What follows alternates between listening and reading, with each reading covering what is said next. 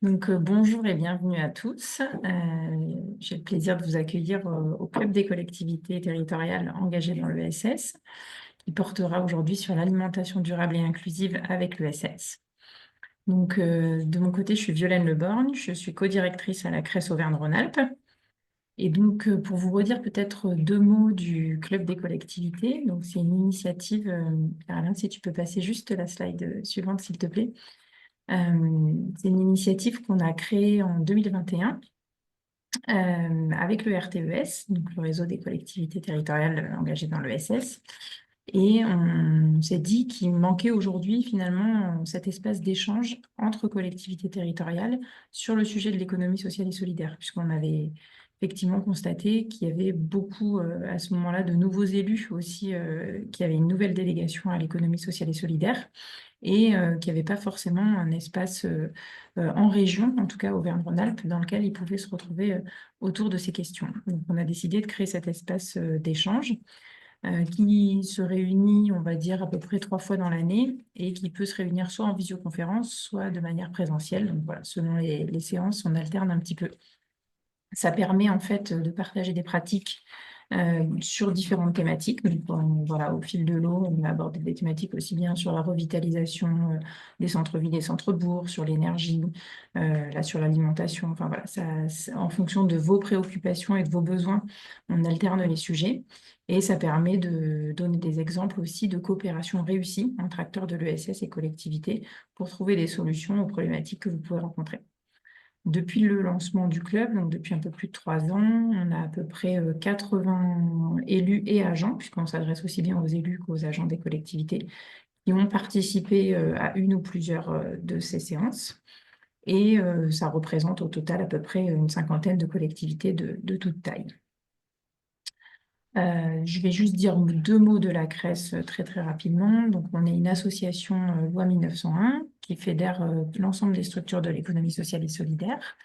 Et sur la slide suivante, si tu peux passer, Pierre-Alain, s'il te plaît, on a donc des missions qui sont les mêmes dans toutes les régions, puisqu'il y a une CRES dans chaque région, qui sont à la fois de représenter les structures de l'économie sociale et solidaire auprès des collectivités locales et des pouvoirs publics plus généralement, et d'appuyer aussi la création et le développement de ces structures de l'ESS sur les territoires.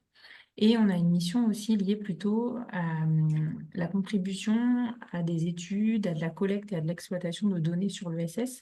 Ça nous amène aussi à être très régulièrement en contact avec des collectivités qui se questionnent sur le tissu économique de leur territoire et sur aujourd'hui la place que l'ESS prend dans ces territoires et comment elle peut contribuer aussi à répondre aux défis qu'ils rencontrent sur leur territoire. Donc, vous retrouvez après aussi sur notre site un certain nombre de publications et puis on est à votre disposition pour vous outiller, produire des données, des chiffres clés en lien avec l'économie sociale et solidaire. Je redis aussi très rapidement deux mots de l'ESS, puisque dans les inscrits, en tout cas aujourd'hui, on avait des collectivités, mais pour certaines personnes qui étaient inscrites, qui étaient plutôt spécialistes du secteur de l'alimentation et de l'agriculture. C'est ce qui fait la richesse aussi de ces clubs, c'est qu'on a des profils en fait de personnes qui peuvent travailler dans différents services et dans différentes directions. Et donc c'est effectivement l'ESS est pas forcément toujours parfaitement connu, on va dire, dans sa définition. Donc sur la slide suivante, je vous ai mis juste un petit rappel de aujourd'hui, l'économie sociale et solidaire, c'est pas un secteur d'activité. Donc c'est pour ça qu'on le retrouve dans l'alimentation comme dans tous les autres secteurs d'activité, mais c'est plutôt un mode d'entrepreneuriat qui place au cœur finalement de l'entreprise, de l'association, un certain nombre de principes. Et donc, on est sur des projets qui font la part belle à la notion de gouvernance partagée, en étant dans un processus d'association des différentes parties prenantes à la décision et à la vie de l'organisation.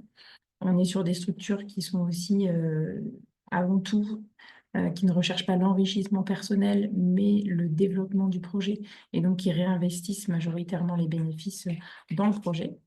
Et puis, on est aussi sur des projets qui ont une finalité et une recherche d'une utilité sociale et ou environnementale, et qui favorisent voilà, des solutions innovantes et particulièrement ancrées dans les territoires. Donc, des projets qui dialoguent très, très régulièrement, voire qui intègrent dans leur gouvernance parfois des collectivités, puisqu'elles s'adressent très majoritairement, pardon, aux enjeux de ces territoires sur lesquels elles sont implantées. Enfin, je vous avais juste remis en guise d'introduction aussi sur une dernière slide sur ce sujet de l'alimentation, puisque c'est ce dont on va parler aujourd'hui, une slide qui voilà, vous montre qu'aujourd'hui, justement, comme les structures de l'ESS sont présentes un petit peu dans tous les secteurs d'activité et sur tous les maillons en fait, d'une chaîne d'activité, et bien sûr la thématique de l'agriculture et de l'alimentation, on retrouve des entreprises ou des associations qui sont présentes aussi bien sur la question de la production agricole que de la transformation, que de la distribution ou des problématiques de logistique, que de la question de la consommation et de l'accès aux produits alimentaires pour les particuliers, voire qui intègrent aussi dans leur modèle des actions de sensibilisation, particulièrement à destination du grand public et de la population. Donc, je ne vais pas citer, là j'ai mis juste des logos pour vous donner des exemples, mais en fait, il y en aurait des milliers. Ça n'a pas du tout vocation à être exhaustif, sachant qu'en région Auvergne-Rhône-Alpes, on a à peu près 30 000 structures de l'économie sociale et solidaire. Alors, je n'ai pas la part que représente l'alimentation dans tout ça, puisque c'est difficile d'avoir des statistiques très fines, mais voilà, on en aurait vraiment dans tous les départements à vous citer. Et je laisse la parole du coup à Chloé Séché du RTES pour vous dire quelques mots complémentaires d'introduction. Merci Violaine. Donc, Chloé Séché, effectivement, je suis déléguée générale adjointe du RTES. On présentera le déroulé juste après. Alors, désolée Pierre-Alain, que le diaporama n'est pas dans l'ordre. Et je suis donc accompagnée de Pierre-Alain Simon qui travaille également au RTES et qui anime en lien avec la CRES ce club. Très rapidement, pour celles et ceux qui ne connaîtraient pas le réseau, le RTES est un réseau de collectivités territoriales il y a un peu plus de 20 ans et qui rassemble près de 200 collectivités territoriales en France de tout niveau, communes, intercommunalités, départements et régions. C'est un espace d'échange de bonnes pratiques entre élus et agents de collectivités territoriales sur tous les sujets, sur toutes les compétences des différents niveaux de collectivité, sur comment elles peuvent travailler avec les structures de l'ESS de leur territoire dans le cadre de ces compétences. Et on est aussi un espace de plaidoyer pour porter la parole de l'économie sociale et solidaire et du rôle joué par les collectivités territoriales dans son développement aux échelles nationales et européennes. Voilà très rapidement pour le RTES. Par rapport au sujet du jour sur alimentation et agriculture durable et ESS, il s'avère que ça fait écho à deux actualités fraîches du RTES que j'ai mis sur la diapositive suivante. En fait, on a publié récemment le dernier repère. Donc, le repère, c'est une publication du RTES qui traite d'un enjeu que rencontrent les collectivités territoriales et qui met en évidence tous les leviers d'action dont disposent les collectivités territoriales pour travailler sur cet enjeu en lien avec les structures de l'ESS. Et donc, je vous mettrai ensuite le lien dans le chat, puisqu'il est accessible en ligne. Et il y a vraiment de nombreuses illustrations aussi de politiques publiques mises en place par les collectivités sur ces enjeux. Et sur l'aspect plus agricole, on porte avec l'AVISE le projet Trisson, Territoires ruraux, économie sociale et solidaire, outils et nouvelles synergies, qui a pour ambition déjà de mettre en évidence le rôle et la place de l'ESS dans les territoires ruraux, avec deux axes spécifiques. L'un sur les enjeux de renouvellement des générations en agriculture durable et la mise en évidence du rôle des collectivités et de l'implication des structures de l'ESS sur cet enjeu, et un autre axe sur l'emploi inclusif dans le monde agricole, et là aussi le rôle et les réponses que peuvent apporter les structures de l'ESS là-dessus. Et je vous en dis pas plus, mais je vous mettrai aussi à suivre dans le chat le lien vers la newsletter Tresson. Si ces thématiques vous intéressent, ça vous permettra de suivre les actualités spécifiques. Par rapport au sujet du jour et donc au repère, on a pu travailler notamment sur l'entrée alimentation durable et ESS. On a eu l'occasion de mettre en évidence un certain nombre de leviers d'action dont les collectivités territoriales peuvent s'emparer pour travailler dessus, puisque vous le savez sans doute, mais il n'y a pas de compétences alimentation durable à proprement parler. Néanmoins, les collectivités territoriales disposent de nombreux leviers d'action qui ont été renforcé. En tout cas, les collectivités territoriales se sont vraiment emparées de plus en plus du sujet, notamment pendant et suite la crise Covid, euh, et notamment le confinement durant la crise Covid-19, parce que elles ont eu à répondre à un certain nombre d'urgences en termes de, de distribution, de surproduction et de demande, d'augmentation de demande en aide alimentaire sur leur territoire. Et en fait, ça leur a permis, même si c'est dans un cadre complexe, de développer un certain nombre de compétences, de favoriser aussi le travail en transversalité au sein des collectivités sur ces sujets. Elles ont notamment joué un gros rôle important d'animatrice et de coordination entre les différents échelons territoriaux en lien avec l'État et les structures privées du territoire. Et on voit du coup de plus en plus de collectivités s'emparer du sujet, notamment via l'aspect de l'approvisionnement et donc de la commande publique responsable fléchée vers la restauration collective et l'animation des projets alimentaires territoriaux. Mais pas seulement, il y a aussi un certain nombre d'autres leviers d'action qui sont là et qu'on aura l'occasion de voir durant ce club. Je ne développe pas plus, mais sachez qu'en tout cas, on a ce repère qui est aussi un endroit où vous pouvez trouver des illustrations. Euh, Pierre, si tu veux bien revenir un peu en arrière, désolé, sur le déroulé du club du jour. Donc aujourd'hui, on a souhaité se concentrer sur deux axes, même si vous verrez, la plupart des intervenants seront parfois à cheval sur les deux, voire sur d'autres, tout simplement parce qu'on est face à des enjeux et des problématiques bah, assez transverses, voire systémiques. Donc forcément, c'est pas si simple que ça de les enfermer dans des cases ou des typologies d'action. Mais néanmoins, on aura un premier temps qui se concentrera plutôt sur les leviers d'action des collectivités pour favoriser l'installation et la production agricole durable. Je présenterai au fur et à mesure les différents intervenants et un deuxième temps sur plutôt les leviers d'action des collectivités pour favoriser l'accès à une alimentation durable pour tous avec l'ESS. Et là aussi, on vous représentera au fur et à mesure les intervenants. L'idée, c'est que vous ayez vraiment la possibilité d'intervenir. Donc, après chaque intervention, on vous laissera un petit temps pour des questions, voire des partages d'expérience. N'hésitez pas à lever la main et n'hésitez pas aussi à poser des questions dans le chat qu'on pourra nous relayer directement aux intervenants. Voilà. Donc, je donne tout de suite la parole à Jean-Marie Vallée. Vous êtes vice-président en charge de l'agriculture, de l'alimentation, de la biodiversité et des espaces naturels à la métropole Clermont-Auvergne Métropole. Et donc, vous interviendrez finalement à deux voix avec Jérémy Alves, le directeur de la SIC, Société coopérative d'intérêt collectif, la Ceinture Verte Pays d'Auvergne. Mais dans un premier temps, Monsieur Vallée, merci de nous présenter peut-être quelques enjeux de votre territoire en la matière et comment vous vous en êtes emparé. Eh bien, merci. Bonjour à tous. Donc, je suis donc le vice-président qui est chargé notamment de l'agriculture, l'alimentation au niveau de la métropole de Clermont-Ferrand.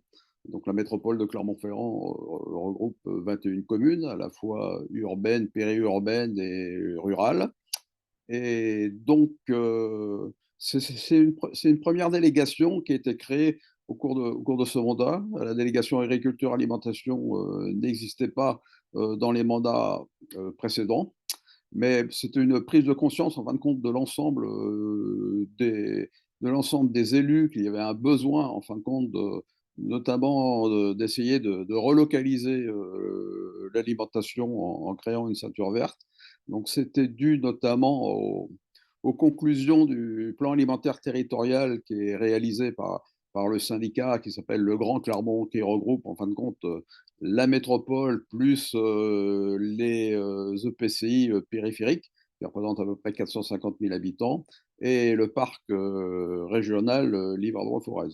Donc donc vous voyez un peu sur la première diapositive qui était préparée, enfin, nos actions qui sont à la fois un peu répondre un peu du concept du fourche à la fourchette.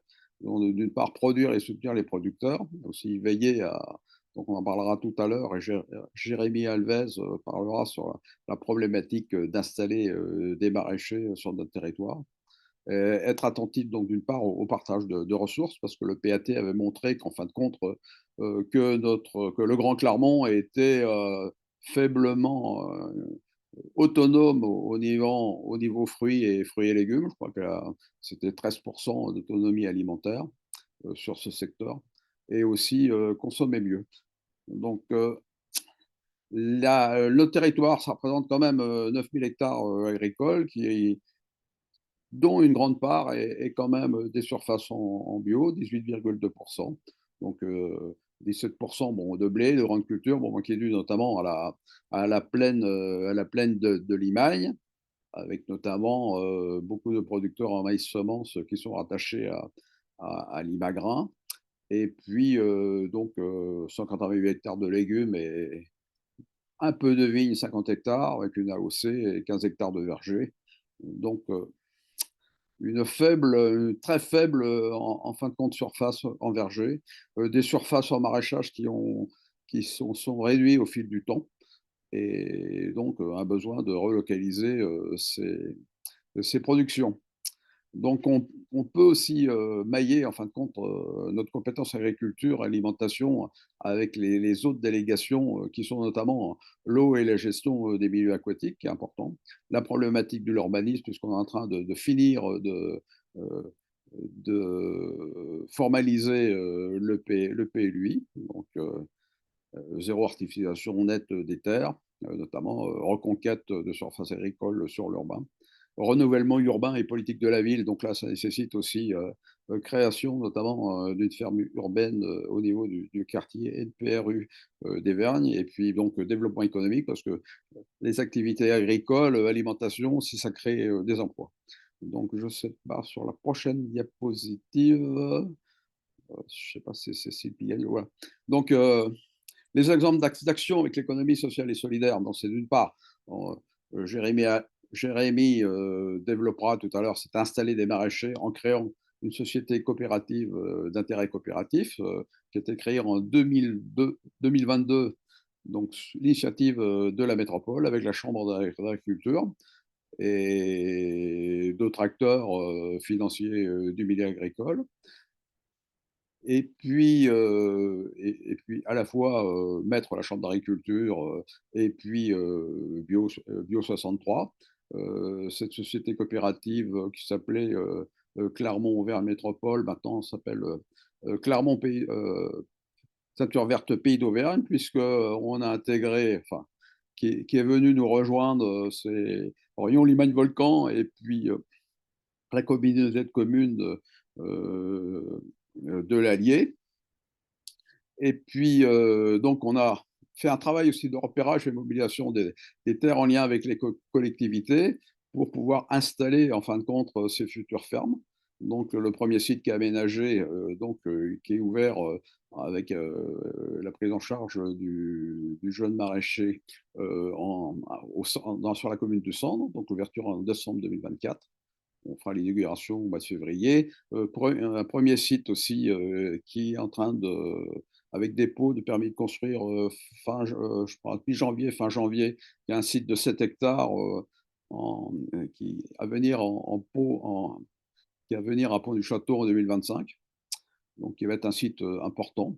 Et puis, d'autres sites, un site à Surat, à côté d'Orion, et d'autres projets qui avancent bien au niveau de l'Allier. Donc, il y a aussi d'autres projets qui se monteront dans les années à venir, je pense, sur la métropole. Ce qu'on peut dire, c'est qu'en fait, il n'y a pas de grande offre de sites pour faire du maraîchage, car il faut répondre à trois choses, trois priorités. D'une part, avoir des terres agricoles qui sont propices à la culture du maraîchage, avoir des sites qui sont accessibles, donc chemin ou voies routières, accessibles aussi par les réseaux, et problématique de l'eau aussi. Donc l'investissement, aménagement. Donc à l'heure actuelle, on investit à peu près 200. L'installation d'un maraîcher sur 2 hectares, donc c'est à peu près 260 000 euros par maraîcher. Donc création d'une ferme urbaine, deuxième point, création d'une ferme urbaine au quartier prioritaire de la ville d'Évergne. Donc là, c'est un projet qui a vocation à la fois productive, sociale et environnementale. Donc là aussi, c'est 2 hectares de foncier qui ont été dépollués, un financement en rue au niveau du quartier fertile, la métropole. Et, et puis c'est un financement de la Caisse des dépôts pour le fonctionnement sur 2 ans. Donc les deux associations sont porteuses, ça sera les jardins solidaires pour la production de légumes, donc on en parlera tout à l'heure avec Marie Bonin, vous en parlera tout à l'heure, et une association qui s'appelle Family Social Club, qui est une sensibilisation auprès des publics d'enfants et de familles qui va s'occuper un peu de la pédagogie et de l'animation. Et puis donc ce projet donc démarre avec des plantations de haies qui vont se faire dans les semaines qui vont arriver, et on estime à la fin des aménagements qui seront faits en 2026. Donc les autres actions qui sont importantes au niveau de l'alimentation, c'est l'animation d'un réseau de cuisiniers de restauration collective.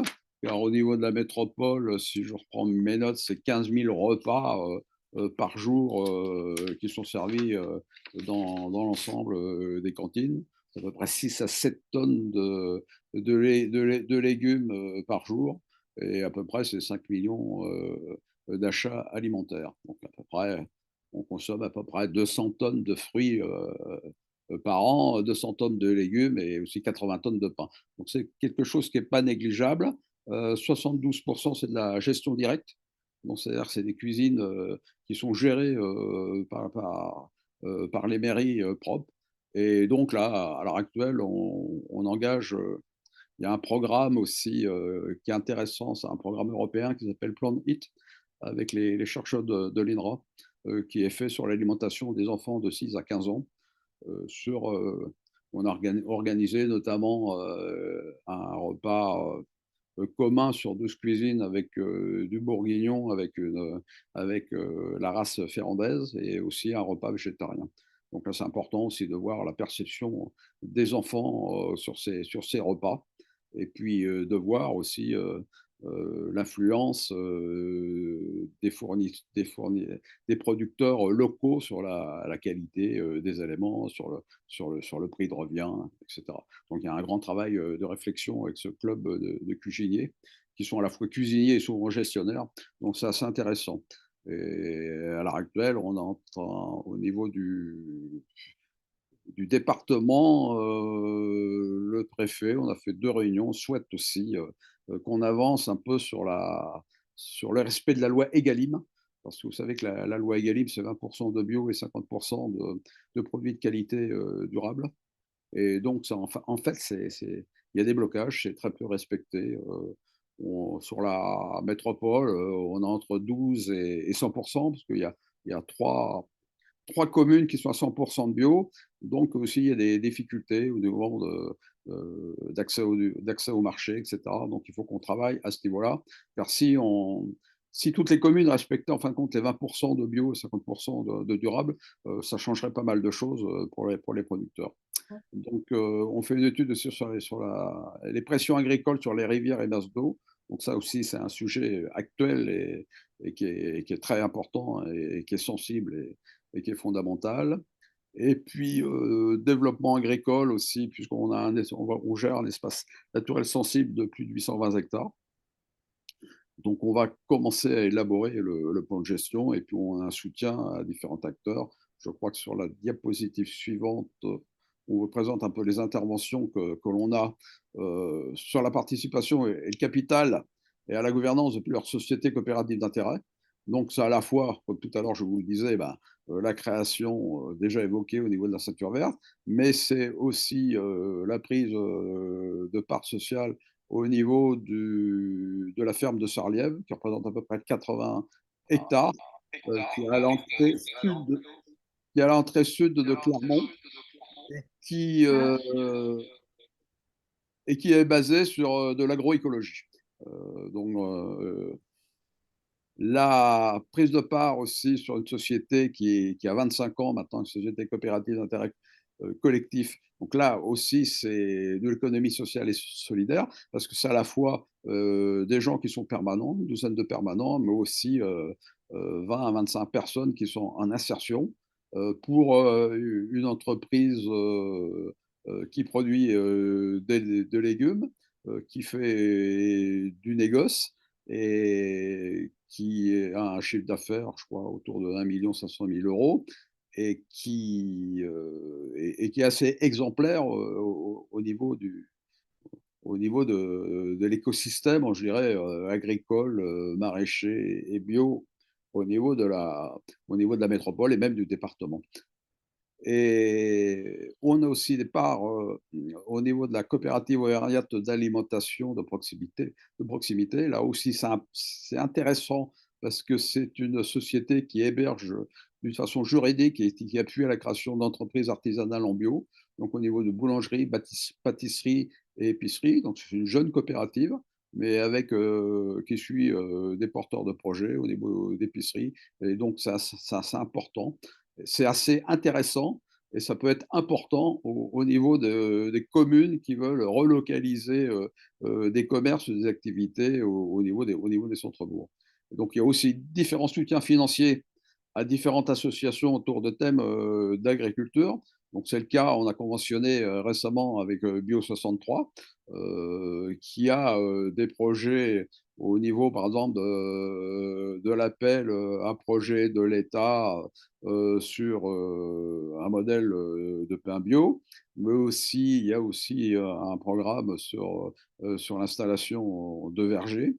Solidarité paysan aussi, c'est important puisque c'est accompagnement d'agriculteurs en difficulté sociale et économique. Un des, un des thèmes qui est relevé récemment par Solidarité Paysans, c'est que il y a beaucoup de détresse, il peut y avoir de la détresse sociale au niveau des agriculteurs qui sont dus notamment au changement climatique. Et quand il y a des crises, par exemple climatiques, et ben, ça met en difficulté des exploitations agricoles et donc il peut y avoir des problèmes psychologiques à ce niveau-là et il y a besoin d'accompagner ces paysans pour essayer de leur aider à, à trouver des solutions de gestion de leur entreprise. Il y a aussi le CIVAM qui aussi s'occupe notamment de l'installation, mais aussi de l'organisation de rencontres professionnelles autour des métiers de la bouche, mais aussi de l'organisation de marchés locaux. Il y a aussi Coco Shaker qui s'occupe aussi de faire de l'animation au niveau sprint alimentation durable, qui permet aussi la rencontre d'acteurs et de porteurs de projets sur la transformation alimentaire bio et locale. Il y avait, il y a, il y avait aussi la Fondation Landestini qui intervenait sur une ferme urbaine à Clermont-Ferrand, qui s'occupe plutôt de la pédagogie. Et il y avait aussi, enfin, il y aura aussi ce qu'on appelle l'étonnant festin, qui est aussi un grand repas qui est organisé tous les 2 ans à Clermont-Ferrand, qui est en lien aussi avec une compétence culturelle et qu'une manifestation de grand public. Donc, vous voyez, donc il y a un, un panorama assez large d'intervention. On essaye de, ce que je disais hier sur les rencontres sur la loi Egalim, souvent la faiblesse des plans alimentaires territoriaux, c'est qu'il n'y a pas il manque des attendus au niveau d'actions concrètes. Et je pense que c'est à nous, un peu collectivités territoriales, d'essayer soit d'appuyer des sociétés coopératives, soit de créer des sociétés coopératives d'intérêt coopératif comme la ceinture verte pour essayer, en fin de compte, de mettre en œuvre, en fin de compte, les pistes ou les actions qui sont définies au niveau du PAT. Et donc, on peut essayer, en fin de compte, d'enrichir la démarche et de répondre, en fin de compte, au déséquilibre de l'offre et de la demande en agriculture, d'essayer de créer ou de favoriser les rencontres, les animations donc, entre les producteurs, les gens qui font du négoce et aussi les consommateurs qui peuvent être soit au niveau de la restauration collective, c'est de trouver aussi des liens et des financements qui proviennent souvent de l'économie sociale et solidaire, puisqu'il y a aussi une problématique, c'est-à-dire si on installe des maraîchers, il va falloir former des maraîchers ou des maraîchères qui viennent pas forcément de l'agriculture. Et donc, il y a besoin de repérer, d'aider, d'accompagner, en fin de compte, des porteurs de projets qui vont pouvoir devenir des futurs chefs d'exploitation. Donc, on doit faciliter, en fin de compte, le lien entre ces différents publics. On doit essayer de s'insérer, de conforter, en fin de compte, c'est pas un millefeuille administratif, mais entre les différents acteurs qui sont aussi des institutionnels comme la Chambre d'agriculture, qui sont des nouveaux acteurs qui arrivent sur le marché, donc ils vont soit créer par exemple des épiceries sociales, aussi il peut y avoir une réflexion qui commence à émerger sur la sécurité, des expériences de sécurité sociale alimentaire. Il va falloir qu'on s'occupe des problématiques de précarité alimentaire qui sont importantes. Je crois que c'est un Français sur 6 qui ne mange pas à sa faim. C'est des étudiants aussi qui ont des difficultés à avoir de la nourriture de qualité et de proximité. Donc, c'est notre rôle, en fin de compte, de jouer à la fois sur la problématique, je dirais, comme je l'ai dit tout à l'heure, de la fourche à la fourchette, et d'essayer de mettre du lien dans tout ce programme qui est important, qui touche à la fois. Merci. Merci, Monsieur Vallée, pour ce panorama et du coup l'illustration de toutes les voilà vraiment de différents leviers d'action possibles des collectivités, en l'occurrence des actions que vous menez clairement vers les métropoles et des interactions fortes quand vous êtes en prise avec la gouvernance sur plusieurs cycles et puis des soutiens divers auprès de différentes structures de l'ESS. Justement, pour illustrer ce possible intervention de la collectivité dans une société coopérative d'intérêt collectif, on a aussi avec nous Jérémy Alves. Je ne sais pas si il est Oui, bien. bonjour. Oui, bonjour. Du coup, de la ceinture verte. Alors, Monsieur Vallée nous en a déjà dit quelques mots, mais voilà, je vous invite peut-être à refaire une rapide présentation de la ceinture verte Pays d'Auvergne et la façon dont vous travaillez avec les collectivités sur les enjeux que vous portez. Oui, donc la SIC Ceinture de Pays d'Auvergne, c'est une SIC de territoire qui a pour but de répondre à deux enjeux principaux, hein, la relocalisation de la production de légumes en circuit court sur le territoire des collectivités associées, et puis l'installation de nouveaux porteurs de projets en levant les freins à l'installation, foncier, portage des gros aménagements, et en fournissant un accompagnement renforcé à ces installations sur les premières années d'exploitation et tout au long de la carrière du maraîcher, pour qu'ils puissent atteindre une rémunération correcte assez rapidement dès la deuxième année de plantation, et puis aussi pérenniser leur exploitation sur le long terme et pérenniser l'activité maraîchère sur le territoire de nombreuses années. Donc, pour répondre à ça, on travaille vraiment avec les collectivités principalement, puisqu'aujourd'hui on n'agit pas sur un territoire si les collectivités ne sont pas associées, mais comme l'évoquait M. Jean-Marie Vallée, on y associe aussi les acteurs de la filière, qu'ils soient historiques, nouveaux, alternatifs. On essaie d'avoir toutes les sensibilités autour de la table dans la gouvernance, des partenaires aussi qui travaillent sur le financement agricole, hein, des banques qui travaillent sur ce financement agricole, et des citoyens du territoire qui cherchent à prendre part à cette relocalisation. Donc on a une gouvernance vraiment très riche de par sa diversité, et on répond du coup à ces deux objectifs précédemment cités par la mise en lien de toutes ces compétences et expertises, puisque on a une gouvernance assez spécifique où chacun des acteurs est vraiment associé dans la réussite du projet, et où chaque équipe, les équipes des collectivités, hein, je pense aux services agriculture notamment des collectivités, les services des autres associés institutionnels, chambres, Bio63 et autres acteurs vont aussi mobiliser leurs équipes pour lever ces freins plus rapidement que ne le ferait un candidat seul, et pouvoir installer des fermes qui seront aménagées sur des bons sites avec l'accès à toutes les ressources nécessaires et avec une implantation et des bâtiments très ergonomiques pour permettre voilà, une montée en puissance des fermes assez rapide.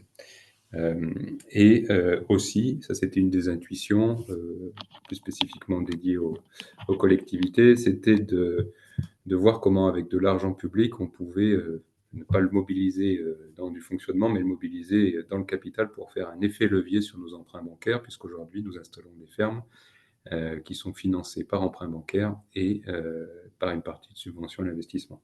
Et donc aujourd'hui, on peut dire qu'avec le capital versé par les collectivités et par les associés, on fait un effet levier x5 en termes opérationnels et d'implantation de fermes. Sur Saint-Urbain de Pays d'Auvergne, aujourd'hui, on a un site sur la métropole qui vient d'ouvrir. Donc, comme le disait M. Jean-Marie Vallée, vous avez là devant vous, en diaporama, le site du Cendre. Un deuxième site à Pont-du-Château qui va voir le jour en semi-gros cette fois-ci. Ce sera un des premiers sites en semi-gros qu'on met en place pour répondre à ce besoin propre au territoire auvergnat là, de continuer de structurer cette filière semi-gros bio, puisqu'on a des acteurs aujourd'hui déjà présents, hein, Ova Bio et Auvergne de distribution qui sert aussi à cette distribution auprès des collectivités, qui sont en pleine expansion aussi en termes de marché et donc qui ont des besoins en termes de production. Donc là, on travaille là-dessus et plusieurs fonciers en cours d'études sur Métropole pour le 2025 et 2026. Et nos collectivités associées, Rion Limagne Volcan et 100% sur Limagne, voient aussi sortir de terre pour cette année et ce début d'année prochaine des fermes sur leur territoire. Donc on sera sur 5 sites aménagés avant l'été 2025, enfin, à l'automne 2025 et 5 sites en cours de finalisation d'études et de pré-aménagement pour 2026. Voilà. Donc ça laisse des perspectives de développement. On n'est qu'un outil parmi d'autres, bien sûr, pour répondre à ces enjeux de relocalisation. Mais voilà, on se veut être un outil avant tout opérationnel et capable de mobiliser voilà, l'ensemble des acteurs d'un territoire et pas que de la filière sur ce sujet. Et très concrètement, du coup, comment la SIC Ceinture Verte agit? C'est-à-dire, ouais. Pour créer une ferme, vous voulez dire? Oui, donc il y a effectivement la possibilité d'acheter des terres, j'imagine, mais derrière, sur la mise à disposition, comment ça se passe dans la Oui, alors c'est là aussi où relation il avec y a un lien important avec les collectivités pour identifier le foncier. Aujourd'hui, on a la moitié des sites qui sont sur du foncier de collectivité, l'autre moitié sur du foncier privé. Nous, on n'a pas une vocation à être une foncière agricole, hein. On achète du foncier que s'il y a une opportunité à ne pas la rater en termes de qualité agronomique, situation. Et comme le disait M. Jean-Marie Vallée, on a des difficultés à trouver des sites qui cochent toutes les cases idéales. Le maraîchage est quand même une culture qui nécessite des conditions très particulières pour être exercée dans de bonnes conditions. Donc, on achète rarement. Sur les 5 premiers sites, un seul est en propriété de la coopérative. Les autres, ce sont des baux amphithéotiques sur 50 ans, ce qui nous permet, nous, de faire un bail de carrière sur le foncier aux maraîchers pour les sécuriser jusqu'à l'âge de départ légal à la retraite. Eux, par contre, peuvent rompre ce bail annuellement. Voilà. Et derrière, donc une fois qu'on a identifié ces fonciers, on fait des études préalables agronomiques, bien sûr, des études d'implantation. Ensuite, on voit si ça rentre dans notre enveloppe d'aménagement. Et ensuite, donc, on lance les travaux. Aujourd'hui, on est sur 5 mois de travaux une fois qu'on commence le chantier. Et parallèlement, on lance un appel à candidature pour que des maraîchers qui souhaitent s'installer puissent prendre connaissance de ce site, se projeter sur ce site et puis proposer un projet concret qui s'intégrera dans cette dynamique communale ou métropolitaine, suivant le lieu où ils sont placés. Et donc, comme je vous le disais, ensuite, une fois que le candidat est prêt à s'installer, donc on signe un bail de carrière sur la partie foncière et il y a un contrat de prestation sur la partie bâtiment, serre et irrigation, puisqu'aujourd'hui, on aménage toujours un site avec un bâtiment avec stockage froid, une surface couverte assez importante de plus de 1500 mètres carrés et une irrigation complète sur le site qui a été sécurisée, même en cas de grande période de sécheresse, pour que derrière, les maraîchers ne soient pas mis en difficulté économiquement. Et donc, ce contrat de prestation vient lui rembourser notre emprunt bancaire juste la partie emprunt bancaire qui est étalée sur du plus long terme que ne le ferait un individuel, hein, puisqu'on marche par programmation, donc on est sur plusieurs sites qui sont cofinancés par nos partenaires bancaires.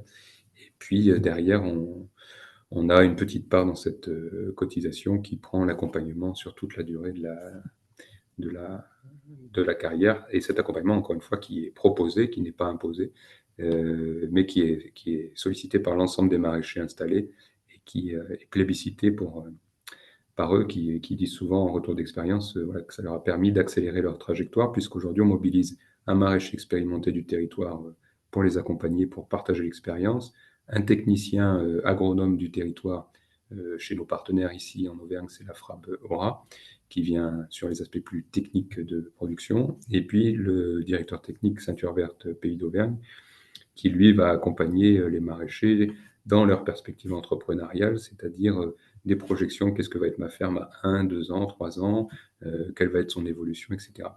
Et donc sur les retours d'expérience, puisqu'on est une coopérative qui est en lien avec d'autres coopératives en réseau, chaque coopérative est indépendante dans sa gouvernance, mais on est en lien dans un réseau, et les plus anciens ont 4 ans d'installation sur les coopératives du Sud-Ouest, et on voit très bien que ces trajectoires aujourd'hui, c'est qu'ils se rémunèrent au SMIC dès la deuxième année. Et nous, notre objectif avec les associés, c'est que les maraîchers se rémunèrent au salaire médian français en année 4. Et on est sur ces trajectoires-là aujourd'hui, voilà, sur les différents sites installés sur ce modèle. Donc, on met à disposition un outil qui permet tout de suite de produire et qui permet voilà, d'installer une activité pérenne sur le territoire. Très bien. Merci beaucoup. Merci. Je vous propose je vois qu'il y a pour l'instant pas de questions dans le chat. Je vous propose qu'on avance et puis peut-être qu'après 2-3 témoignages, on prendra un temps s'il y a des questions ou des volontés de partager l'expérience.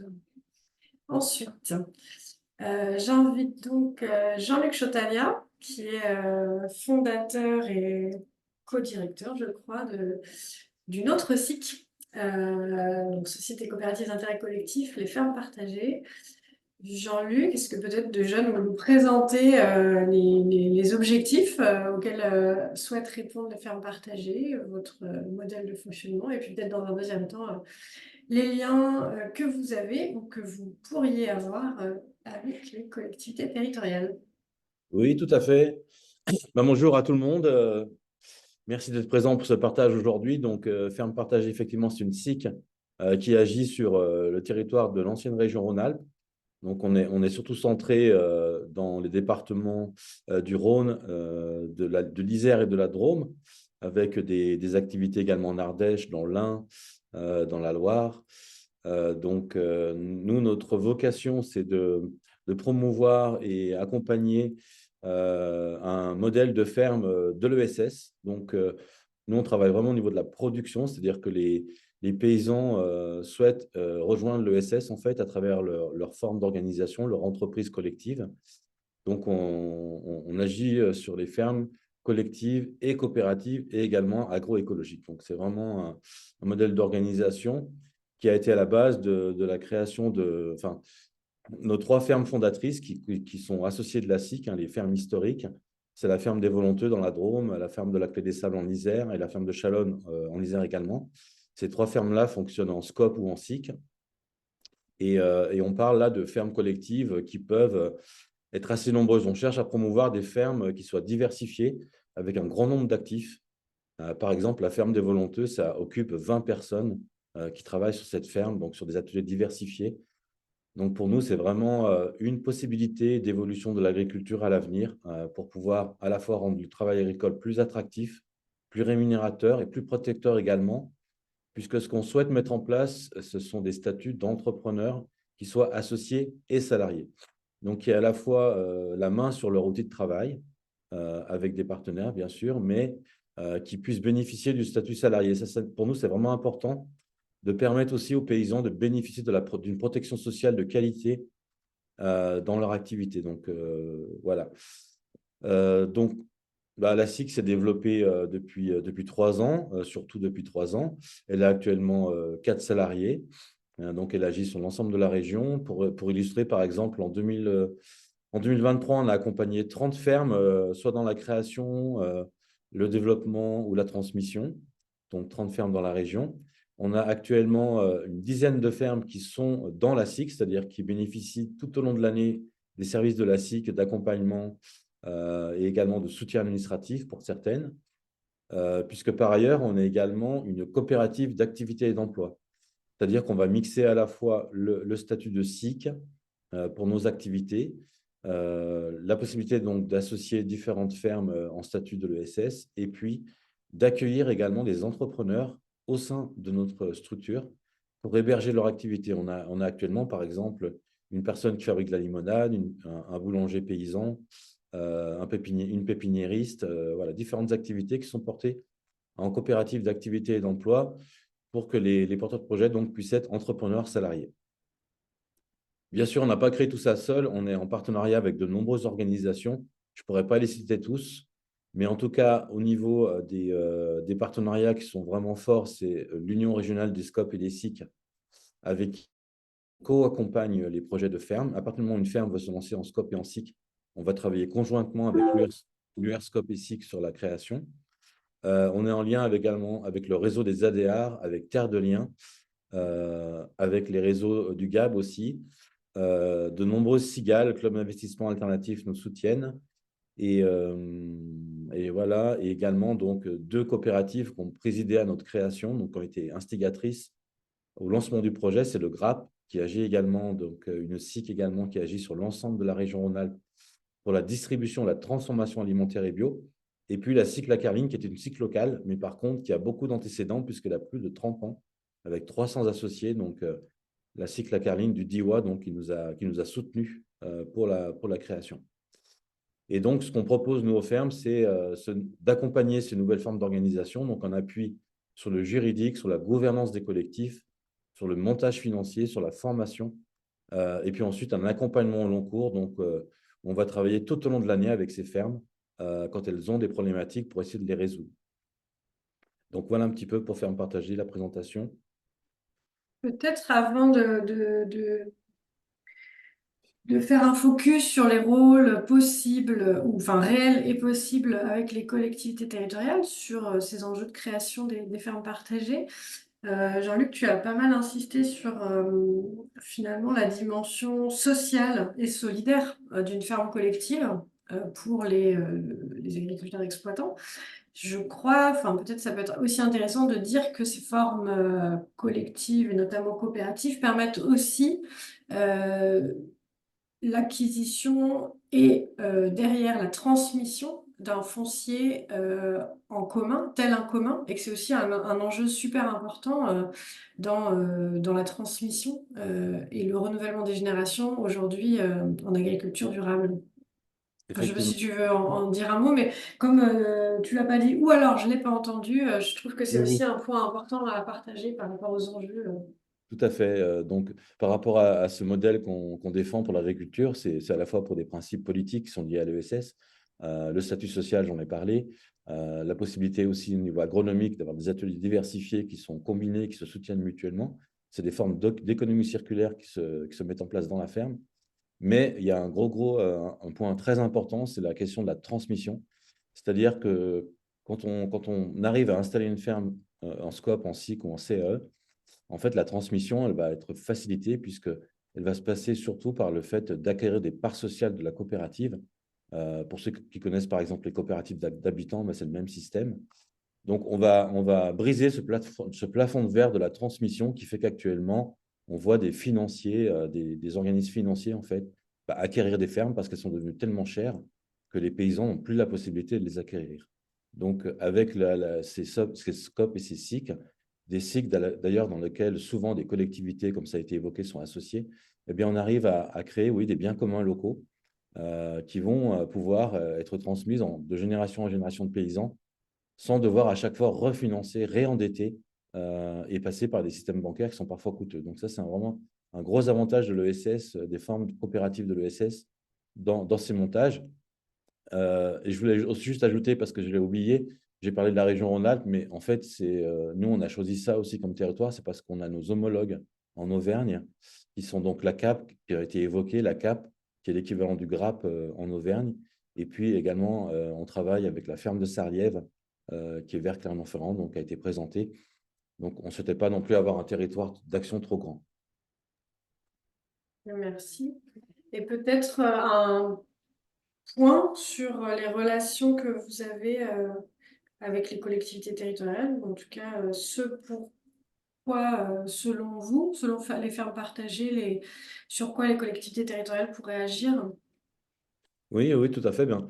Au fur et à mesure de déjà dans la phase un petit peu d'étude de faisabilité initiale et puis plus tard dans le développement des premiers accompagnements, on a très vite été en lien avec des collectivités, notamment par exemple l'agglomération Valence-Roman, avec qui on a une convention d'appui qui est orientée sur le fait d'expérimenter la reprise de grandes fermes en bio. Donc sur ce territoire Valence-Roman, il y a des fermes bio qui peuvent faire 80, 100, 120 hectares et qui peuvent poser un problème à la transmission. Donc là, on a mené une première transmission à Chabeuil, donc dans la Drôme, où une ferme a été reprise par plusieurs exploitants sur un projet collectif, donc qui ont diversifié cette ferme, qui ont amené du maraîchage sur une ferme de grande culture. Donc ça a permis de transmettre ces fermes et elle n'est donc pas partie ni à l'agrandissement, ni non plus ces terres bio auraient pu repasser en traditionnel. Donc ça a été une première expérimentation qu'on souhaite du coup amplifier. Alors, il y a aussi un lien privilégié sur le secteur du Rhône avec l'agglomération de Lyon, puisqu'on a une convention annuelle avec l'agglomération sur plusieurs axes, donc qui sont destinés à promouvoir ce type d'installation sous forme de formation, d'information, d'accueil de porteurs de projets, d'accompagnement, etc. Et puis dernièrement, on a accompagné la création de 2 SIC sur le territoire du Rhône, donc la SIC, le Courtil de Quincieux, qui s'est installé au nord de Lyon, qui regroupe actuellement 5 paysans sur une activité diversifiée sur base de maraîchage. Et puis la SIC, donc la ferme de Lyon, qui était la dernière ferme de Lyon à cheval entre le 9e et puis le Saint-Germain-en-Mont-d'Or, et qui a été créée en SIC, et dans lequel, pour le coup, il y a plusieurs collectivités qui sont associées, donc qui ont effectivement permis, grâce à leur investissement, de faciliter vraiment l'installation de cette ferme en SIC, qui du coup, via le système de SIC, est protégée. Comme c'est un secteur à haute spéculation foncière, on peut considérer maintenant que cette ferme a été sauvée, qu'elle pourra continuer à exercer une activité agricole quasiment aux portes de l'agglomération de Lyon, quoi. Donc ça, c'était un point important. Et puis, on agit aussi en territoire rural, donc par exemple avec la communauté de communes du Diois, donc, qui a mis en place un PAT, et dans lequel nos coopératives, donc la Carline, Ferme Partagée, Grappe, portent un ensemble d'actions d'intercoopération. Donc, il s'agit en fait d'accélérer, d'accentuer les liens entre les différents porteurs de projets alimentaires et agricoles sur un même territoire. Et dans ce cadre-là, on a accompagné 12 fermes qui sont associées de la Carline, qui livrent des produits en circuit court pour répondre à leurs problématiques. On a également accompagné un projet assez exemplaire qui a consisté pour la Carline à initier elle-même la création d'une ferme. Donc, c'est la SIC, la Carline, qui a donc réalisé l'investissement en portant toutes les opérations d'ingénierie préalable, de recherche de financement, en portant également un bail emphytéotique auprès des propriétaires, pour ensuite louer cette ferme à un GAEC qui a été installé donc actuellement et qui produit. Et ça a pour but d'augmenter la part de produits locaux dans le panier des Diois, des habitants de Die, donc, qui vont pouvoir bénéficier de légumes pas des légumes de saison qui actuellement n'étaient pas suffisamment pourvus sur le territoire. Donc, ça vient compléter l'offre maraîchère existante. Donc voilà, on a pas mal, on a été sollicité dernièrement également par la communauté de communes des Monts du Lyonnais sur un projet aussi de reprise d'un bâtiment avec un projet collectif de maraîchers. Donc là, on apporte aux collectivités, nous, la capacité d'associer différents acteurs, de mettre en place ces formes de statut, SIC ou SCOP, qui vont pour la collectivité garantir en fait la pérennité de l'exploitation et le fait qu'elle va répondre aussi à des principes de l'ESS dans sa façon de travailler. Et dans les fermes qu'on défend, c'est des fermes qui sont bien sûr portées par les paysans, mais qui sont complètement connectées avec leur territoire via des fonctionnalités qui sont diversifiées, comme les tiers-lieux, par exemple. La ferme des Volonteux développe un tiers-lieu dans sa ferme. il peut y avoir des commerces locaux qui sont dans les fermes, il peut y avoir des activités culturelles, de formation, etc. Donc, on cherche vraiment à créer des fermes qui redeviennent des lieux de vie sur le territoire. Merci beaucoup, Jean-Luc Chotania.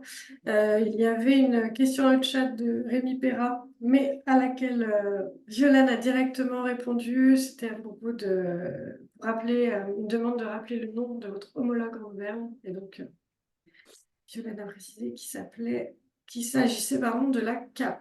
La CAP, c'est ça. Mm. Qui est également une... Pardon. Je donne maintenant la parole à Pauline Prévost de Terre de Liens pour nous présenter voilà, une diversité d'actions de Terre de Liens, donc acteur majeur aussi de l'économie sociale et solidaire sur ces questions d'agriculture durable et notamment par l'entrée du foncier. Mais Pauline, je te laisse présenter cela. Merci beaucoup. Bonjour à tous et à toutes. Donc je vous présente, d'abord un petit peu Terre de Liens que vous connaissez peut-être, mais Terre de Liens, donc c'est un mouvement qui existe depuis 2003, dont la vocation, dont l'objectif, c'est de transformer le système agricole et alimentaire, de participer à cette transformation par le levier du foncier et par la pérennisation de la vocation agricole, du foncier agricole sur du très long terme, en sortant au maximum les terres de la spéculation. Et l'idée, le projet de Terre de Liens, c'est de faire ça avec l'implication citoyenne. C'est un mouvement qui est nourri par le principe de l'éducation populaire et par l'implication des citoyens dans le champ agricole et alimentaire. Donc les objectifs de Terre de Liens, c'est de sortir les terres de la spéculation, de préserver le foncier agricole, d'installer des paysans, d'accompagner l'installation des paysans et des paysannes en agriculture biologique et d'impliquer les citoyens dans ce mouvement. Pour ça, j'ai une petite slide, si vous voulez bien avancer, normalement, qui doit présenter les outils. C'est la slide suivante. Alors, en fait, donc Terre de Liens, comme je vous disais, c'est un mouvement au sein duquel donc, il y a plusieurs structures qui agissent différemment sur le territoire et qui mobilisent en fait différents types d'outils pour préserver le foncier. Donc moi, je travaille à Terre de Liens Rhône-Alpes, c'est l'une des 19 associations territoriales en France qui travaillent ensuite collectivement dans une fédération. Et le rôle de ces associations territoriales, c'est de faire le lien, notamment avec les collectivités locales, de faire le lien avec l'ensemble des bénévoles qui se mobilisent sur les territoires autour du foncier agricole. Bref, c'est des actions de territoire qui s'occupent de la déclinaison locale du projet de Terre de Liens. Mais à côté de ça, il y a deux autres structures, et notamment il y a la foncière Terre de Liens, qui est une société en commandite par action, qui est la structure qui va acheter le foncier agricole, notamment uniquement grâce à l'épargne citoyenne. C'est-à-dire que les citoyens vont confier cette épargne qui va servir à acheter les terres qui seront ensuite louées à des paysans et des paysannes.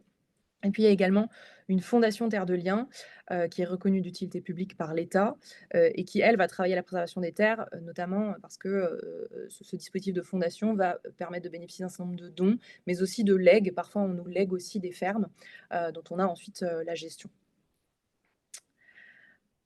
Si tu peux passer. Donc aujourd'hui, désolée pour les polices qui ont complètement sauté. Terre de Liens, donc en Rhône-Alpes, on a 49 fermes, ce qui représente quasiment 1600 hectares aujourd'hui. On a acheté là il y a 10 jours la première ferme en Ardèche, et donc qui sont des fermes qui seront sur le long terme, des fermes en agriculture biologique. Et surtout, comme je vous disais, Terre de Liens, c'est avant tout un mouvement citoyen. Donc, il y a plus de 300 bénévoles aujourd'hui en Auvergne-Rhône-Alpes, des bénévoles qui vont s'impliquer dans de la sensibilisation citoyenne, mais aussi dans de l'appui aux collectivités locales et qui vont en fait aller aussi rencontrer des cédants et des porteurs de projets. Je vous présente un peu ensuite l'action qu'on peut faire auprès des collectivités locales sur la slide suivante. On agit auprès des collectivités locales avec plusieurs types de leviers, mais surtout de façon partenariale en fait, avec l'ensemble des autres acteurs de l'accompagnement agricole sur les territoires. Donc on participe aux stratégies foncières qui peuvent être élaborés par les collectivités locales, notamment aux côtés des SAFER. On fait aussi de la sensibilisation des élus locaux, notamment en partenariat avec les ADA, sur la préservation du foncier agricole, sur les leviers de l'installation au maximum. On peut intervenir aussi sur du conseil en portage foncier, et notamment, je vous me présenterai tout à l'heure, mais pour imaginer des montages d'acquisition de fermes qui peuvent être communs entre Terre de Liens et des collectivités locales. Techniquement, on s'intègre au maximum dans les gouvernances locales foncières et d'installation de transmission. Aujourd'hui, les collectivités, elles animent de plus en plus un écosystème d'acteurs qui vont faciliter les transmissions. Je reviendrai dessus juste après. On intervient aussi également auprès des propriétaires fonciers pour engager la remise en culture des terres. On appuie les projets d'acquisition de coacquisition. On peut aussi animer un certain nombre de dispositifs d'échange entre les collectivités locales. Je vous présenterai un peu nos outils pour terminer.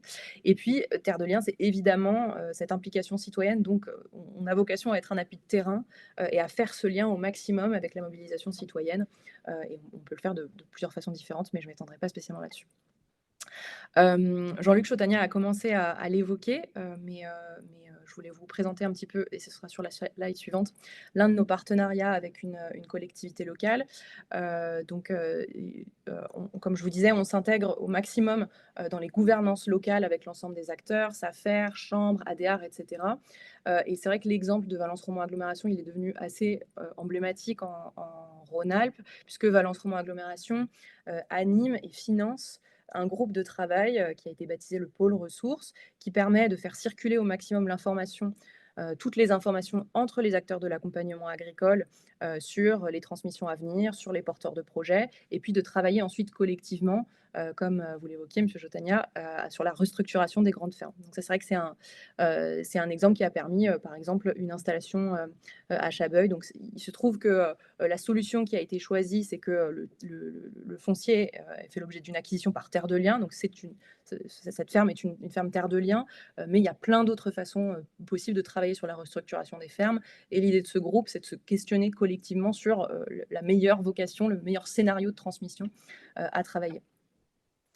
Et ensuite, une deuxième façon de travailler avec les collectivités locales, que je vous présente sur la slide suivante très rapidement. Comme je vous disais, on est de plus en plus sollicité par les collectivités qui se sentent alertées parce qu'il y a des fermes qui vont être cédées sur leur territoire et sur lesquelles on sent qu'il y a un risque fort que la ferme elle perde son intégrité, que le logement paysan il soit vendu à des personnes qui ne seront pas exploitants par la suite, que les terres ensuite elles partent plutôt à l'agrandissement.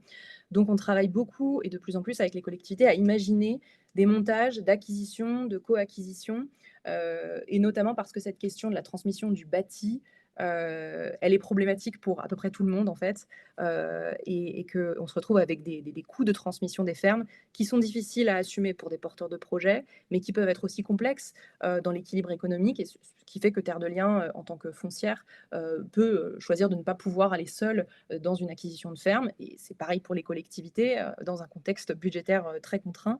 Acheter une ferme, c'est déjà pas forcément très naturel pour une collectivité, mais en plus, ça nécessite un budget conséquent. Donc on travaille de plus en plus à ces montages d'acquisition, de coacquisition. Et je vous donne un exemple qui est un peu ancien aujourd'hui, mais qui du coup a plutôt montré sa pérennité. C'est un travail qui a été fait avec Bourgoin-Jallieu, où justement la transmission elle a été imaginée avec une acquisition du foncier et du bâti agricole par Terre de Liens. Et le logement paysan, il a été acquis par la commune, qui en a ensuite confié la gestion par bail amphithéotique à Terre de Liens. Donc, ce qui a permis de garder l'intégrité de cette ferme et de travailler un peu main dans la main à cette transmission. Il y a plein d'autres montages possibles et qu'on a pu expérimenter sur d'autres fermes, mais c'est une forme de partenariat qui se développe de plus en plus parce que on est obligé de travailler collectivement pour sauvegarder ces fermes.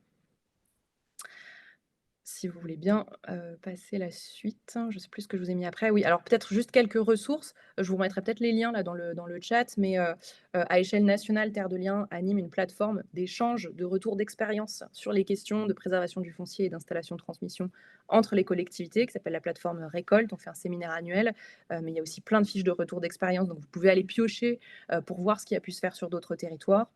On a édité un guide qui permet à une collectivité de réfléchir à son positionnement sur la préservation du foncier, qui s'appelle Agir sur le foncier agricole, qui est vraiment à destination des collectivités locales.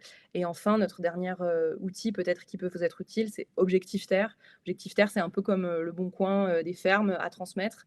Donc, quand une ferme est cédée ou quand on est un porteur de projet qui cherche, on peut mettre une petite annonce et aller chercher comme ça à faire se rencontrer des cédants et des porteurs de projets. Voilà, je vous remercie et je reste à votre disposition si vous avez des questions. Merci beaucoup, Pauline, pour tous ces leviers d'action possibles et ressources, toutes ces ressources.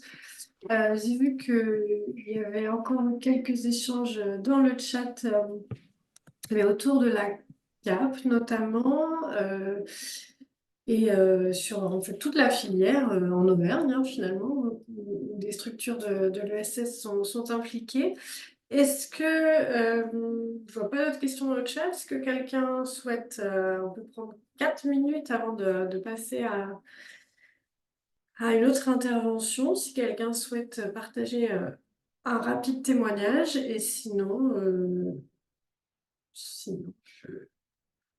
redonne Ah, le micro moi, je, à Jean-Luc. Ouais, je pourrais ajouter quand même qu'il il y a donc vraiment une préoccupation autour du plaidoyer pour ces modèles de l'ESS, donc en agriculture.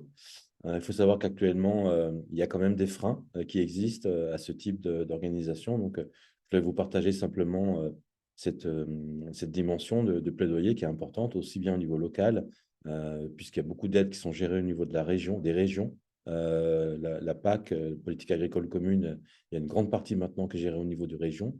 Donc nous, par exemple, on a des réunions régulières avec les chargés de mission agriculture à la région, ceux qui instruisent la DGA pour sensibiliser sur ces formes d'installation. On a accueilli sur nos fermes des personnels aussi de la Chambre d'agriculture, de différents départements, etc.